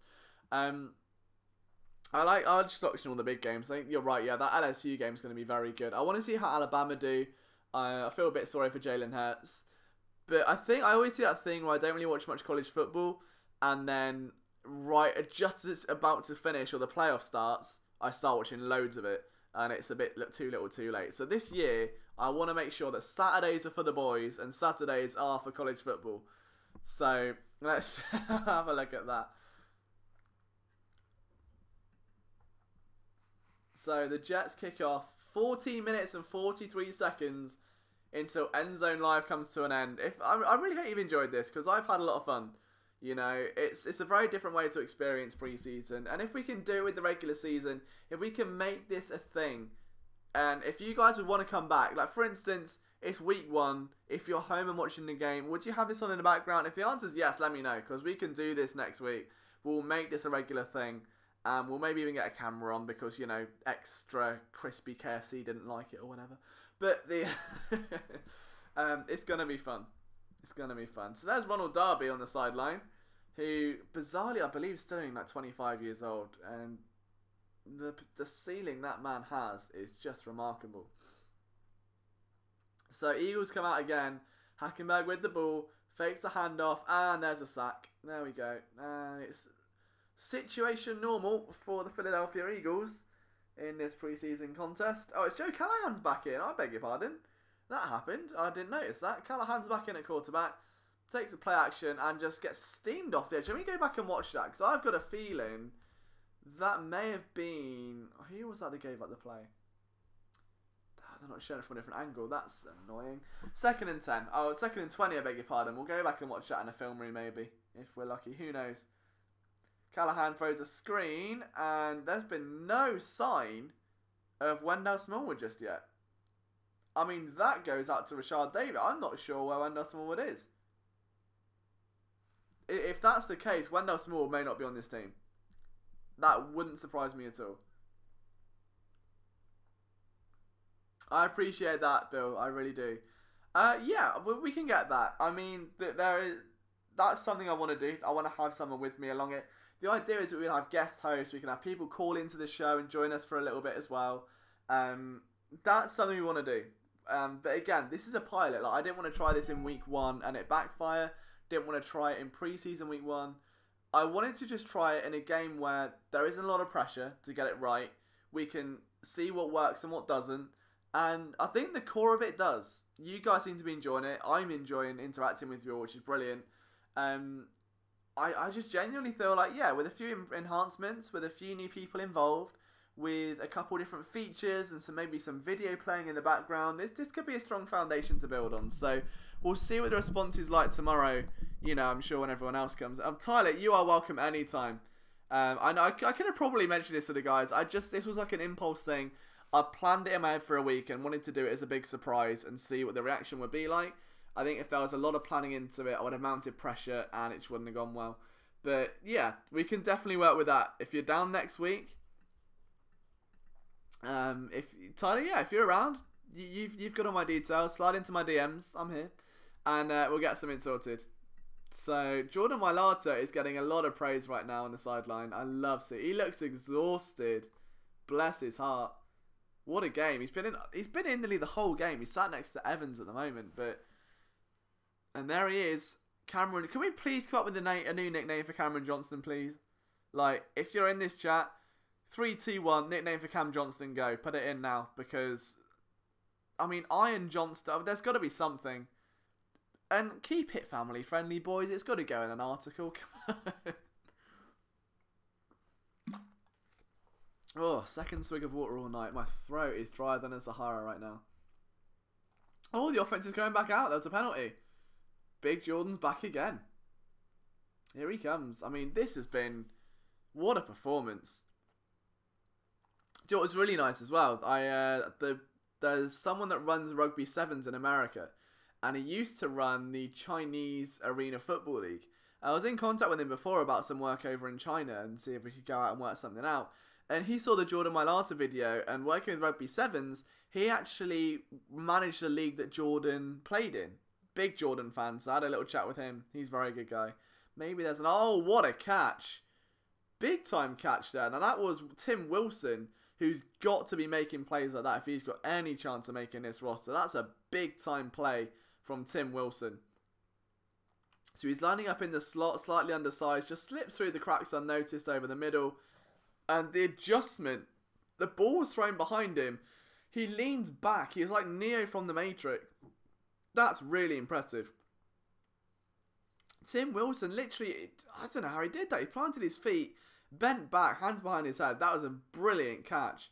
And Joe Callahan doing his best Carson Wentz impression, gets clobbered, and the ball goes out of bounds. There is only one Carson Wentz, and Callahan gets swallowed up behind the line of scrimmage on there.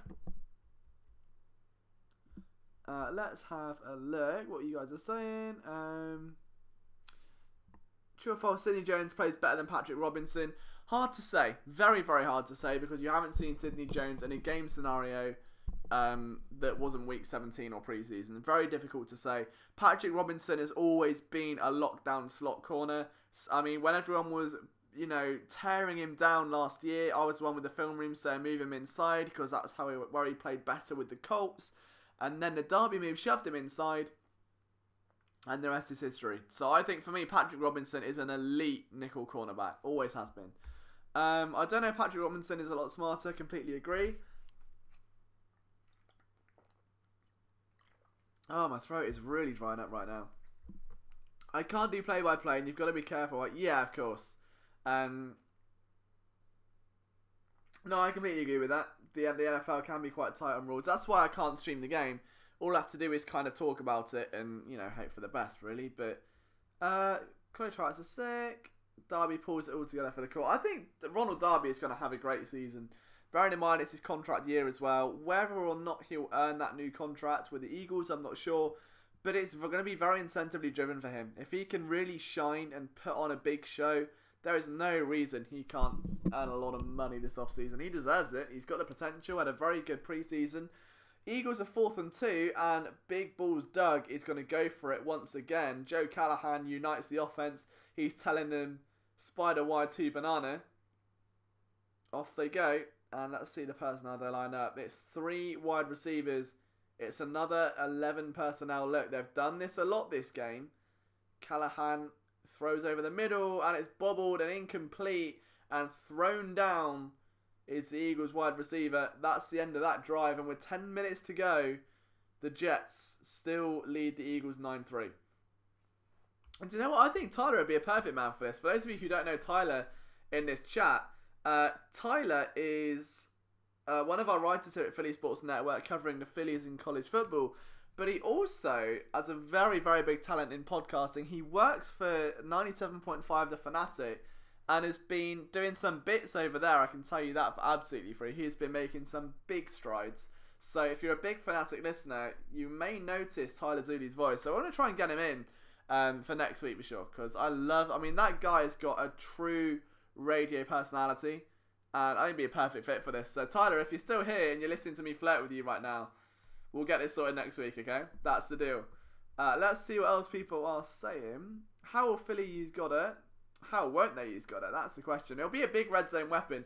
If you're just in this chat, some guys, but it says plenty of film rooms on a lot of these players. So on Sidney Jones, there's a film room. On Dallas Goddard, there's a film room. What these do is they break down those highlights and on a much deeper level show that the upside of the player. So if you're after those answers, there are going to be some 10-minute videos there for you to order a nice, you know, let's have a look. Nice take. I would say a Chinese takeaway. That'll be my go-to at this time, but then again, it is 2 a.m. What else have we got? UCLA. Oh, what are UCLA doing? Oh, God, yeah, of course. Return of Chip Kelly. Oh, is that your big money bet, Chad? Is that the big money? I don't know. I've not really heard much about them other than that, obviously, the chipper is back in town. I can't wait. I'm going to be very excited to see how he does. I really hope he gets somewhere. I think, you know, probably a natty's out of the way for a little while until they climb the national rankings. And that annoys me with college football.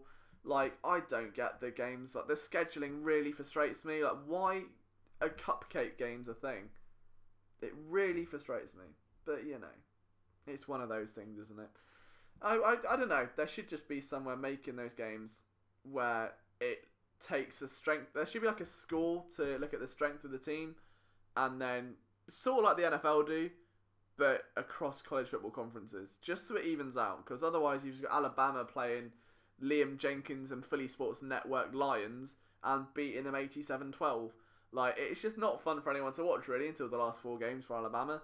But, you know, that's just my personal view on college football. There you go. Have that for a 2:30 a.m. nugget of information. 42-10 to UCF. My God. This game's out of hand. Question is, the in-play spread, Chad, is now 35.5. Do you take UConn at 35.5? That's the one. Because, I mean, the potential's there. I don't know if it's half-time or not. I don't know where we are in the game. Yeah, I guess, but then upsets happen in every sport. You can still have upsets, it's just actually more chance of them happening because you're not playing just B-Tech teams. And so Eagles offense are on the sideline. It's the Jets running this show at the moment with 9 minutes to go.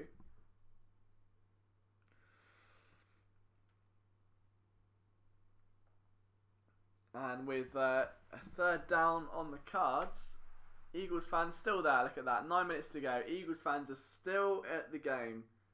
They're not going home. Dad, how's the game from the couch? I'll tell you how the game is from the couch. He's watching Endzone Live. He's having a whale of a time while you're there in the stadium shaking a sign around. Don't you worry about Dad. Dad's here with me. Not in that way. We'll leave that one for now.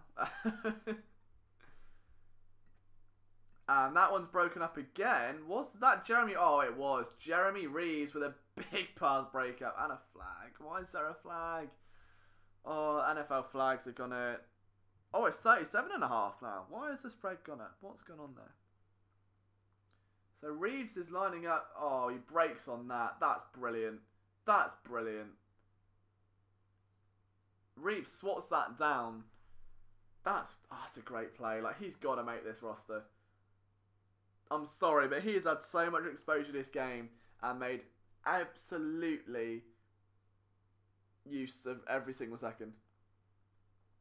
Brilliant. Brilliant play by Reeves. Really impressed. Reeves, I think Joe Walker's been a bit inconsistent. Chandon Sullivan's impressed me quite a lot. Bounced back quite well. Offensively, Mailata's obviously impressed, but tight ends has been no one. Billy Brown hasn't done much. Hackenberg's been useless. I mean, DeAndre Carter's had a couple of nice catches, but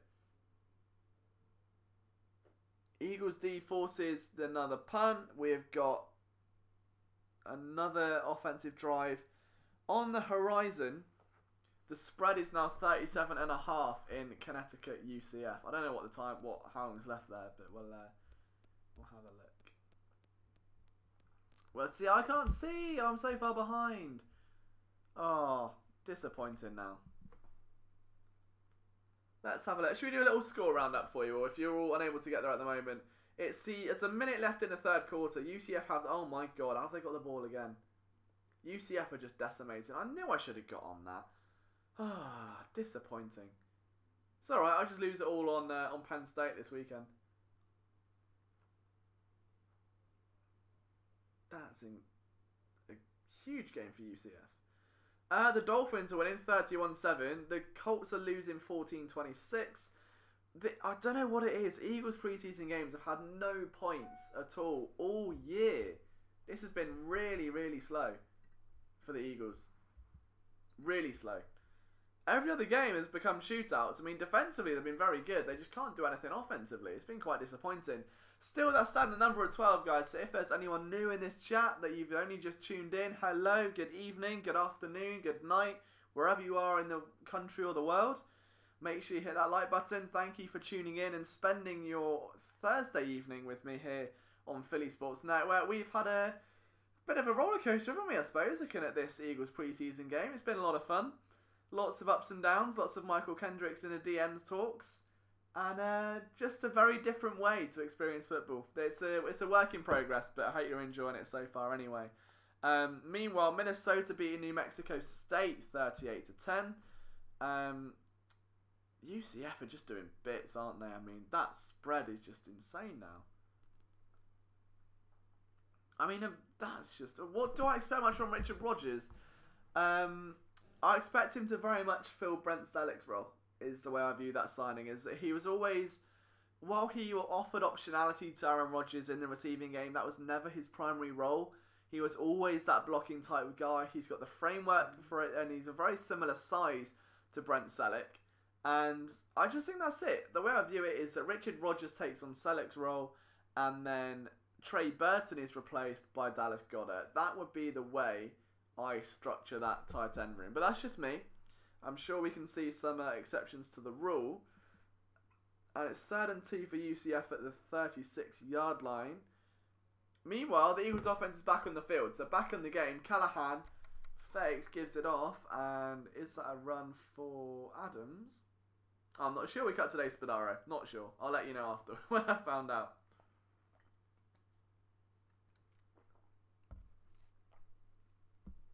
But I think as of right now, Eagles are clearly very frustrated that they can't kind of get any offensive momentum going.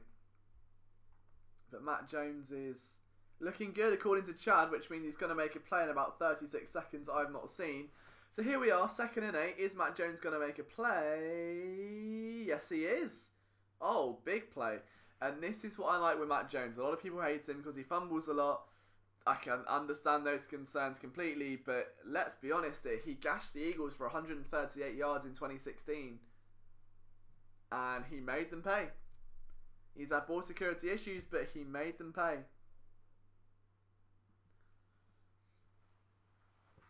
Eagles line up again. 3 wide receivers to Callahan's right. Let's see where he goes here. He's looking for the tight end and the pickup out of the backfield to Matt Jones, who has looked, I would say, the best of the 3 running backs so far. They're going to give him about 8 minutes of run time.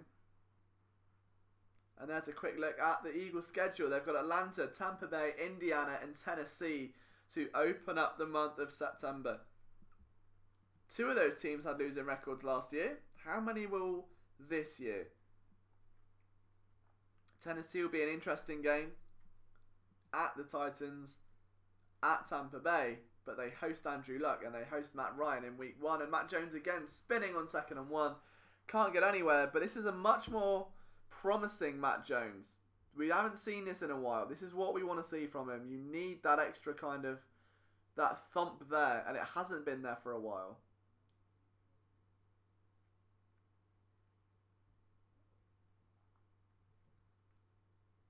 And now the week 5 to 9, Minnesota, New York Giants, Carolina, Jacksonville, London. I'll see you all there. If any of you guys are going to London, let me know. If you're in the comments, if you're making that trip to London, let me know. I'll be putting on events. We're going to have a lot of fun in London. Oh, I see. Suggesting college team. Right, UCLA. Gotcha. But yeah, if you're thinking about making the trip to London, we're going to have a couple of events. I'm fingers crossed going to be going there as a member of the press. We'll wait and see. With a bit of luck, we can. Oh, I swear, if one more person mentions bloody screen variety, we're going to have a problem. I could not sound more British than either, could I? But if we have a letter, so Bill says, Cam Cannon Johnston. I like that. I like Cannon Johnston. Let's see. 3rd and 1. Eagles, what are they going to run out? They run a bunch formation. I had a screen there. They give it to Jones. Oh, Jones is looking good. Really looking good tonight. And there's Isaac Sayamane looking a bit trendy with his haircut. And to close out the schedule, you can there see the Eagles have Dallas, Rams, Houston, Washington. That is a tough stretch. That stretch in December to take them into the new year is going to be very difficult. Dallas, at LA, home against Houston, and then on the road to Washington. That's going to be tricky. Very, very tricky. Still, here we are, 1st and 10.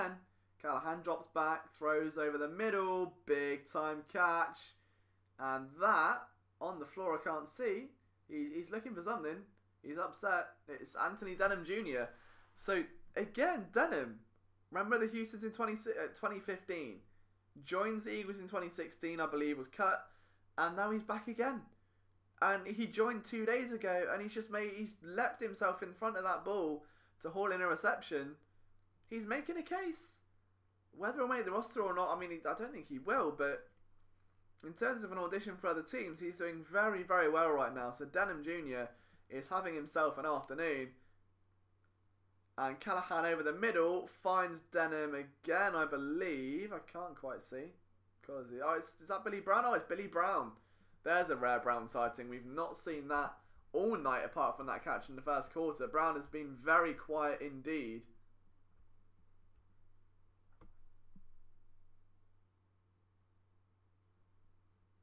And as we just approach now the final 5-minute mark, there is Dallas Goddard, who has been also a little bit quiet today. Peterson looking understandably frustrated that his team cannot score a touchdown to save their lives, but they are looking well. First down inside the 30. At least get to field goal range. Callahan throws deep, and it's picked off. Oh, brilliant. Of course it is. Oh, and look who picked it off. Derrick Jones. Didn't I tell you? Didn't I tell you that man impressed me out of Mississippi? Drafted a couple years ago. Derrick Jones, number 31. Said he looked good earlier. Tracks the ball well. It's underthrown by Callahan. And he just jumps in the way of that flight path. Yeah, Callahan's like, it's on me. He knows it. But the possession is for the New York Jets. It's 9-3 Jets. 4 minutes to go. Derrick Jones, the man with the interception. And there we go. What do you guys make of that then? That was a little bit of a different, I say different drive. That's what we come to see. It's the third interception of the game now. But either way, it was a little bit different for the Eagles that time around.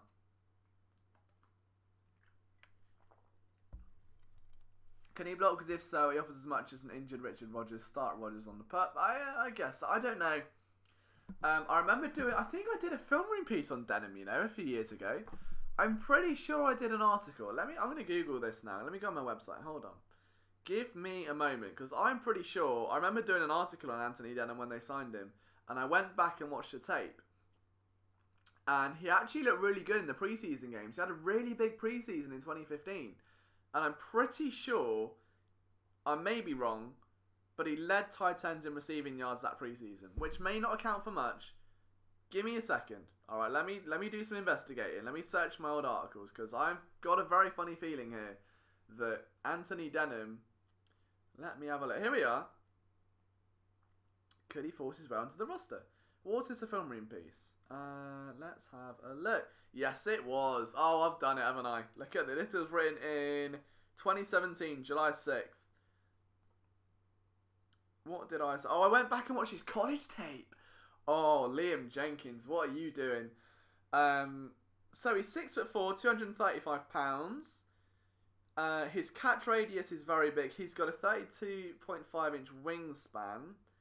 And he's got some toe drag swag from what I saw at the tape. There's loads of GIFs in this art. Do you want to put would it be easier if I just paste it in here and you can read through it if you want to know more about Anthony Denham?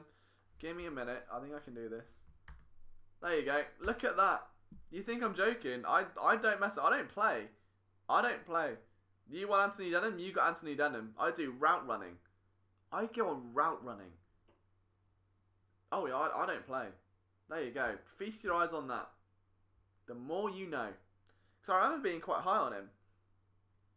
And I think he's been in the league for a while. So let's try and think.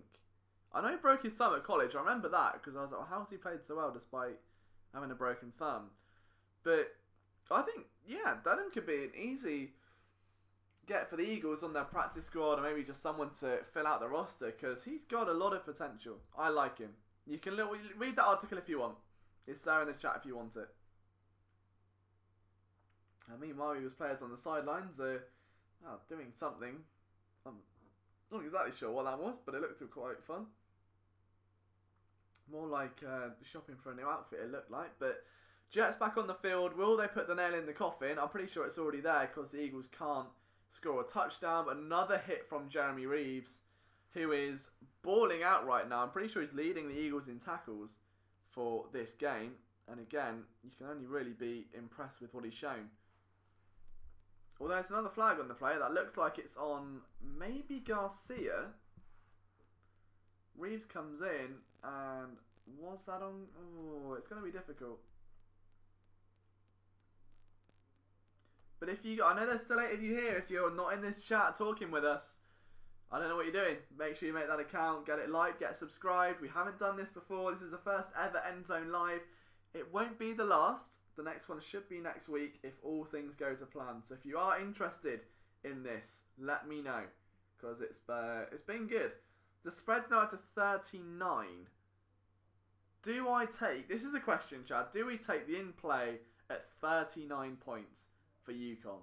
Or are they going to get smoked even further? Or do I leave it? I think I might leave it. It's not even worth the aggro. Yeah, I'll just leave it. It's not worth the aggro.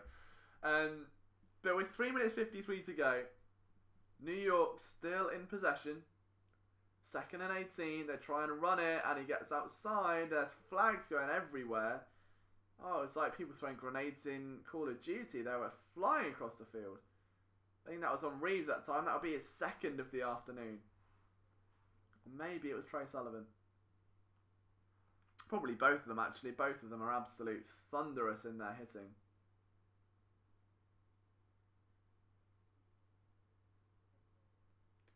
Offside, and I couldn't lip read the rest because they cut to Doug Peterson and his beautiful posture. Look at that, man. I've got to buy his book. Someone remind me to buy that because I haven't bought it yet. I think I need to get through that at some point. That's going to be a big read for sure. Oh, I love this part of preseason when they give shout-outs to all the other production crew. Really, really, really nice. Nice touch. They deserve it. It's really hard being on production crew. Like, I've met a lot doing motorsport commentary. You meet a lot of people who work in TV behind the scenes. And there's a big tackle for Evans.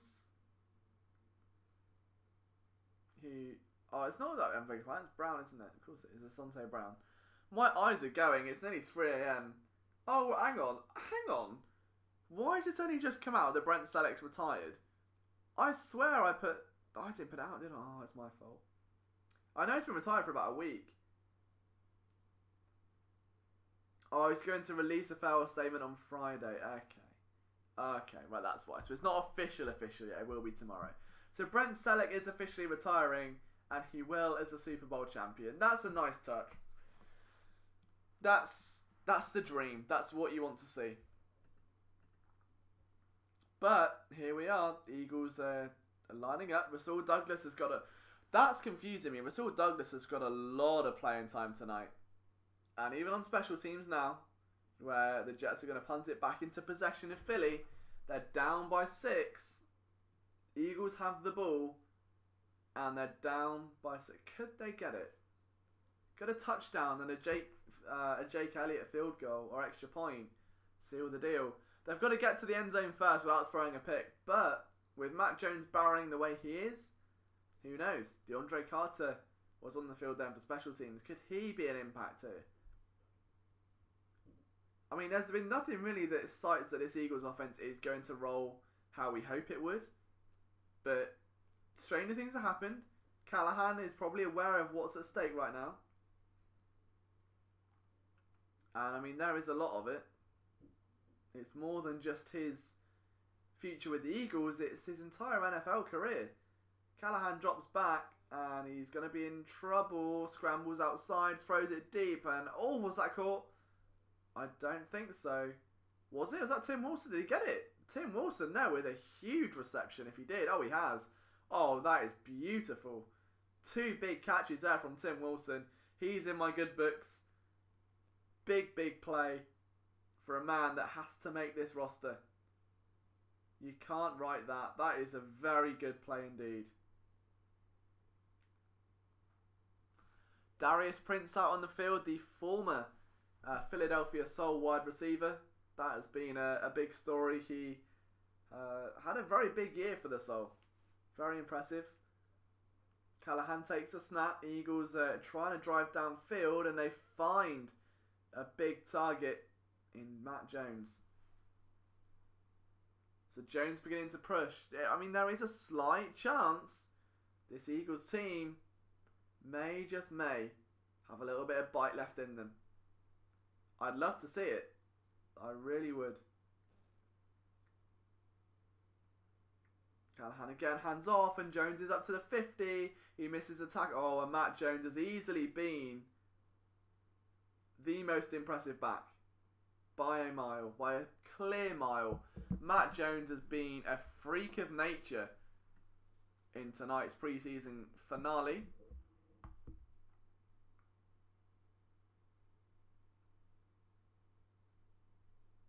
How can you assess the Eagles' offense based on this preseason? I'm not saying, no, I'm saying preseason offense, if that was what it's in regards to. I'm not saying the offense is bad. I think the preseason offenses look putrid. I think anyone can disagree with that one. But you can certainly assess certain players and the guys that make up that offense. And yeah, I think I agree with Chad that there's not a lot to go on. And it's very difficult with preseason because at one time, if it's really good, it's, oh, here we go, excitement's building. If it's really bad, it's preseason, it doesn't matter. There's always a very fine line between you don't know where you stand with it. But for coaches, I mean, preseason is really just there to ultimately dictate the shape of that final roster. That's what it's designed for. So it's less about game planning and score and production and much more about that personnel. But even that, there have been 3 or 4 big battles on this roster. We still don't know who's won. We don't know who the starting nickel corner is. We don't know what's going to happen with some of the wide receiver positions. We don't know what's going to happen at safety, so to speak. We don't know what's going to happen at running back 4. There's a lot that hasn't been answered. And I would have assumed that 4 preseason games would have. And Matt Jones is making a case to be on there. But inside 2 minutes, Eagles down by 6. And it was 1st and 15. It is now, as the 2-minute warning is upon us, going to be out 2nd and 12. 7 point. I mean, could it be done? Are the Eagles going to get 0-4 in preseason? I don't remember the last time that happened. Has it ever happened? I'm not sure. But either way, this has been an interesting game for some of the right reasons.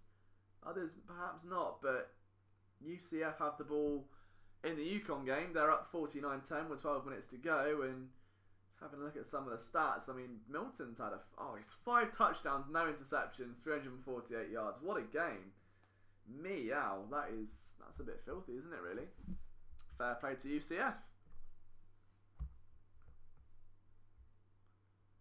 But as we approach the end of this broadcast, damn, I mean, it has been nearly 3 hours worth of End Zone Live, and you guys have been marvellous throughout. I can't thank you enough for, again, giving me your time and support. I'll try and say the soppy speech. I don't want to go too much into it because I know I do it all the time, but I genuinely, I mean, this was just an idea I had. I wanted to see if this would work, and I think the format has got potential for sure. We'll refine it in the weeks to come, but there is no reason we can't have this every single week, or for every NFL game, or for the games that aren't Eagles games, like the big prime time. Why not? Why can't we do End Zone Live 3 or 4 times a week and just make it a discussion, have the community involved? Why not? And that's what's important when the 4th RB doesn't toe hat. No, sure, of course it doesn't. It doesn't at all. And I think obviously without Jay Ajayi, without Corey Clement, there's only so much you can see. The things that have impressed me about the Eagles offense, I would say, were Dallas Goedert's touchdowns. I think that really stood out. The fact that in the red zone he looked really, really good. There was one play where they ran, I think it was Clement, and there was some really cheeky blocking tactics included. And to me, that was just a sign that Mike Groh is still going to have a lot of creativity in that offense. Just because Frank Reich's gone, it doesn't mean that offense is going to dry up. The Eagles have a lot of tricks up their sleeve. They're going to pull out all the stops. And when the starters are in, you do see a little bit more in the way of creativity. They're trying different things. And Bill, I'm so glad, man. I really, really am. Thank you so much for tuning in. Means the absolute world to me. Chad as well. I know Chad has always been around since day one. Massive, massive amount of respect to Chad and Adam and all you guys that have been in. Even that annoying KFC guy and the other ones. But yeah, it has definitely been an emotional experience for sure. I'm very, very proud of this. So 2 minutes to go then. Now we're going to end it on a high. Well, I don't know. That's a big pass. That's a big pass. And all of a sudden, Billy Brown's got a reception. It's a big third down. Now, this is a game-changing moment. This is where offensive playmakers, you want to be known as a clutch guy. Can they throw to you on 3rd and 6? We're going to find out. 1:34 remaining. 3rd and 6 on the clock. Callahan steps back. Throws over the... Oh, what a catch. First down. And he's carrying on. No, he's not. That was Tim Wilson. Oh, he has been a... If you were to pick an offensive and defensive MVP, Tim Wilson, for me at this point, is easily offensive. It's him or Matt Jones. I'd signed with Wilson. He's been a bit more explosive and shows a bit more... I mean, we know what Matt Jones is. Inconsistent. And I think he'll fumble, but he can run hard. We knew that anyway. Tim Wilson's been a wild card. And for him to come out and make the adjustment on that ball to bend out like Neo from the Matrix has been great. Defensive MVP, I'm either thinking Stephen Means for the strip sack. I'm either thinking maybe Bruce Hector or Jeremy Reeves.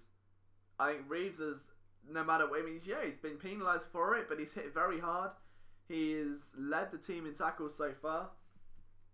And you can't really look past his defensive impact. So who are your offensive and defensive MVPs? Let me know. God, this is going to be a lot of fun moving in towards the next few days. And that's another reception by Davis. Rashard Davis, who is not running backwards for a change. Look at that. That's very good, isn't it? And now the Eagles tucked up inside the red zone. 44 seconds to go. 1st and goal. They've got one timeout. This is where we're going to fall. Oh, no. Timeout. Timeout for the Jets, I'm assuming. Joe Callahan looks confused. I don't blame him. Also got very lovely brown eyes, isn't he? I'm joking. But it's an official review. And was he in... What's the review for here? I don't get what we're reviewing. What are we looking at? I'm very confused. 1 foot, 2 foot, down, hand, possession. What are we looking at? Without audio, I really can't tell. But Derek Jones made another tackle. Rashard Davis makes a reception. Probably breaks his arm trying to land on it. I just don't get what we're looking at there. If that gets overturned or something, I'm very confused. Davis, 1, down, 2. I guess the double hit the floor, but no, I would say just leave it. There's nothing wrong with that at all.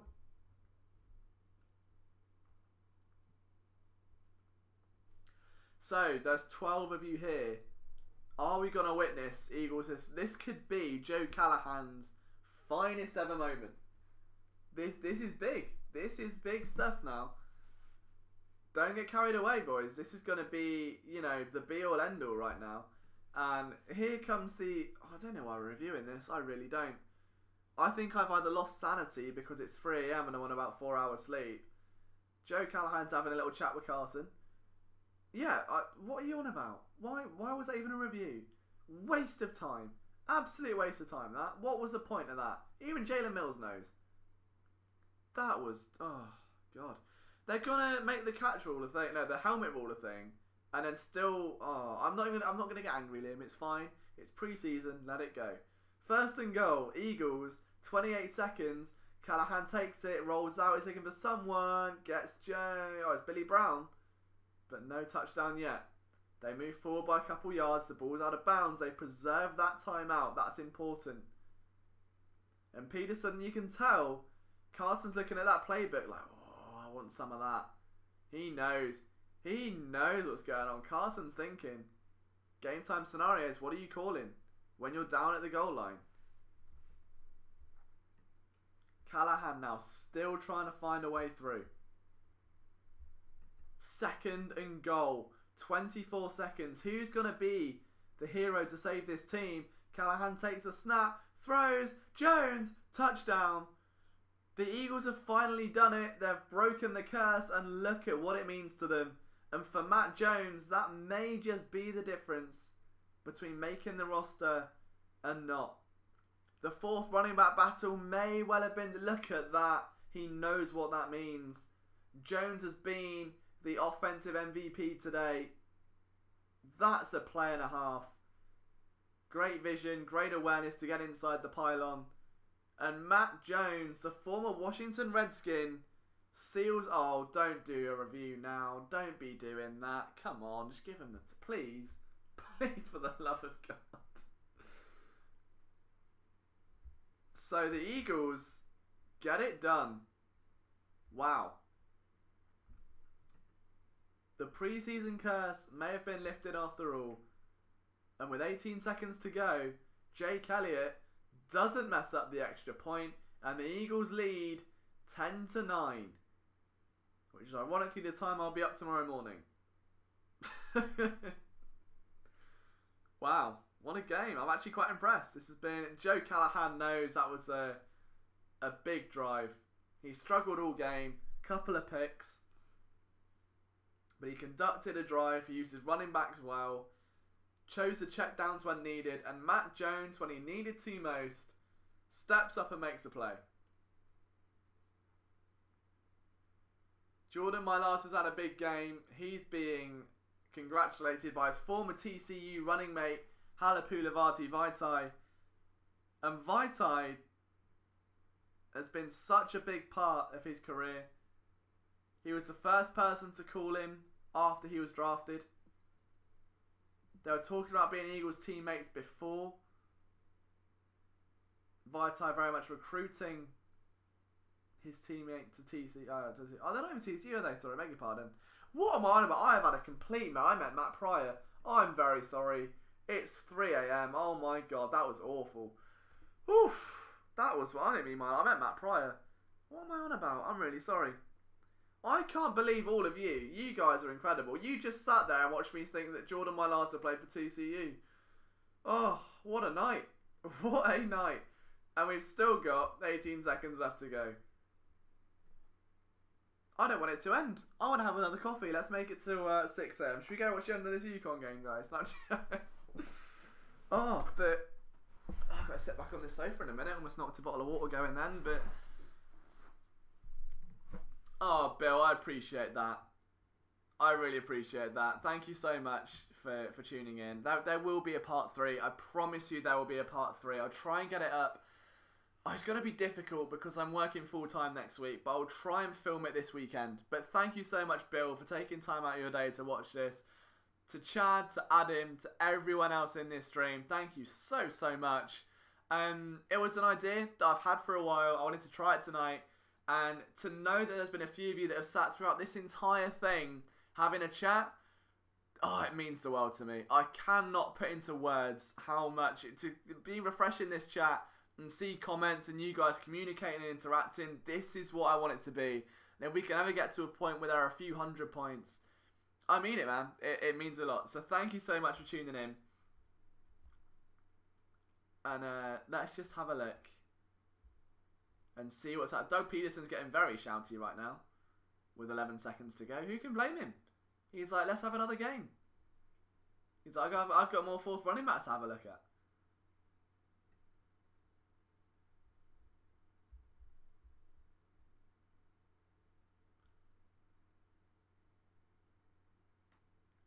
I was letting you go. Oh, no. Honestly, it's impressive. Thank you, Leon. I know what you're talking about. Nice watching my latte. Yeah, honestly, yeah, he's called David. He's very cool. Honestly, he's really cool. I had a couple of conversations with him. I wanna see if we can do a feature on my latte, see what he says on him. But yeah, it's been fun. I'm really, really, really proud of this stream. I know it's only little. Oh, I've hit a blue. I'm sorry, Adam. I've just ratted your message. Can I get it back? I've accidentally. Oh no, I'm sorry. I think I've retracted a message. That's not good. Oh, balls. Maybe I haven't. I don't know.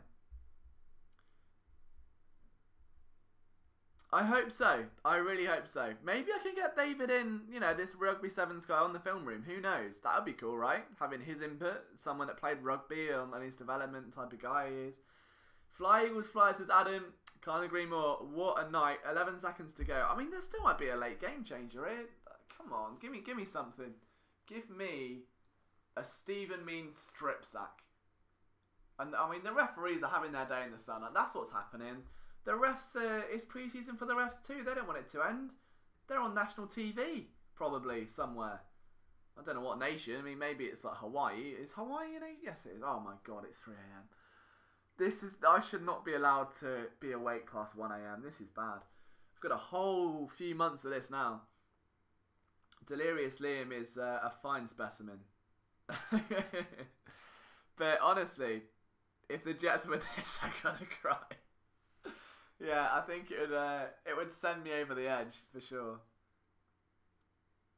That's a nice looking beard behind Merrill Reese, who I'm sure has been doing a great job on commentary today. 11 seconds. Come on, let's just get one more play. Give us a nice first and goal.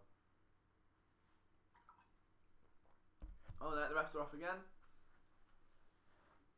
And I think, I mean, he's just given his life story at this point. He's saying, so for dinner I had a Subway, and then after that I came home and I started Endzone Live. And Doug Peterson is still none the wiser. He's still talking, this referee. I don't know what he's on about. It's all muted, but I mean, let's be honest. How much impact does this have? Do the players really care at this point? Oh, for 5 yards. All that for 5 yards. Glad we got there. I mean, that meant a lot. Christ almighty. Let's have a look. Oh, they're going for it. Oh, big. Oh, my. Oh, he dropped it. Oh, that sucks. Big hit, but that sucks. I thought he was going to have that then. I thought we were going to have a little game on our hands for a game-winning field goal. That was a big hit. Big hit. Who was that? Number 36. I see you. Oof. Vicious hit. Can only be impressed. That was some B-Dork level, that. That was very good. Jim Schwartz is smiling. He knows that's what he wants to see from his defenders. Maybe the last time he sees it from someone like himself, but Ironhead Gallon, the man that was signed earlier this week, that has such a cool name as well, out of Georgia Southern, and he had a lot of frustrations to take out on that hit, and he made it count. That was good. I mean, that might be hit of the game. The Eagles' defense has been hitting hard all night. Reeves, Sullivans. I say Sullivans because both Chandon and Trey have been doing their dirty work. Kyle Walker, Leroy Reynolds, Joe Walker. It's been a lot of big plays. And I think Eagles defense, you can only be excited. Even with the backups, they've looked the part. They play that same mentality throughout. Offense, they tend to lose their identity a little bit, I think. But again, it's preseason. There's only so much you can judge. And with 7 seconds to go, they're really dragging this out now. There are still fans at the link. They want to see a win. They want to see that win. And this may be the last play of the game. 5, 4, quarterback's in trouble. 2, 1, and the Eagles have won. And it was a Stephen Means play. And well, could you believe it? Oh, it's almost like I predicted it. 5-4 predictions, guys, right? There we go. The Eagles defeat the Jets 10-9. Preseason is over. And the next time we are in this stream, we will be live with Eagles versus Falcons. It's regular season football here at Philly Sports Network. And from myself, Liam Jenkins, I'm going to go and write a game recap now. Maybe I'll spoil it and just do one on the guys who have increased their chances of making the roster, because I'm very tired. But honestly, having this stream with you guys was incredible. It means the world. Thank you so much, Chad. Enjoy your evening. Thank you to Bill, to Taco, to Adam, to everyone else that has been in here. You guys have been amazing. And hopefully we'll see you next week. We might even get some cool new features in as well. We'll get in a co-host. Let's make it a regular thing. I'm trying not to swear out of emotion, but I love you guys so much. Enjoy your night. Enjoy the W. Go and watch some college football this weekend. It gets real next week. Stay tuned for Philly Sports Network for more Eagles content.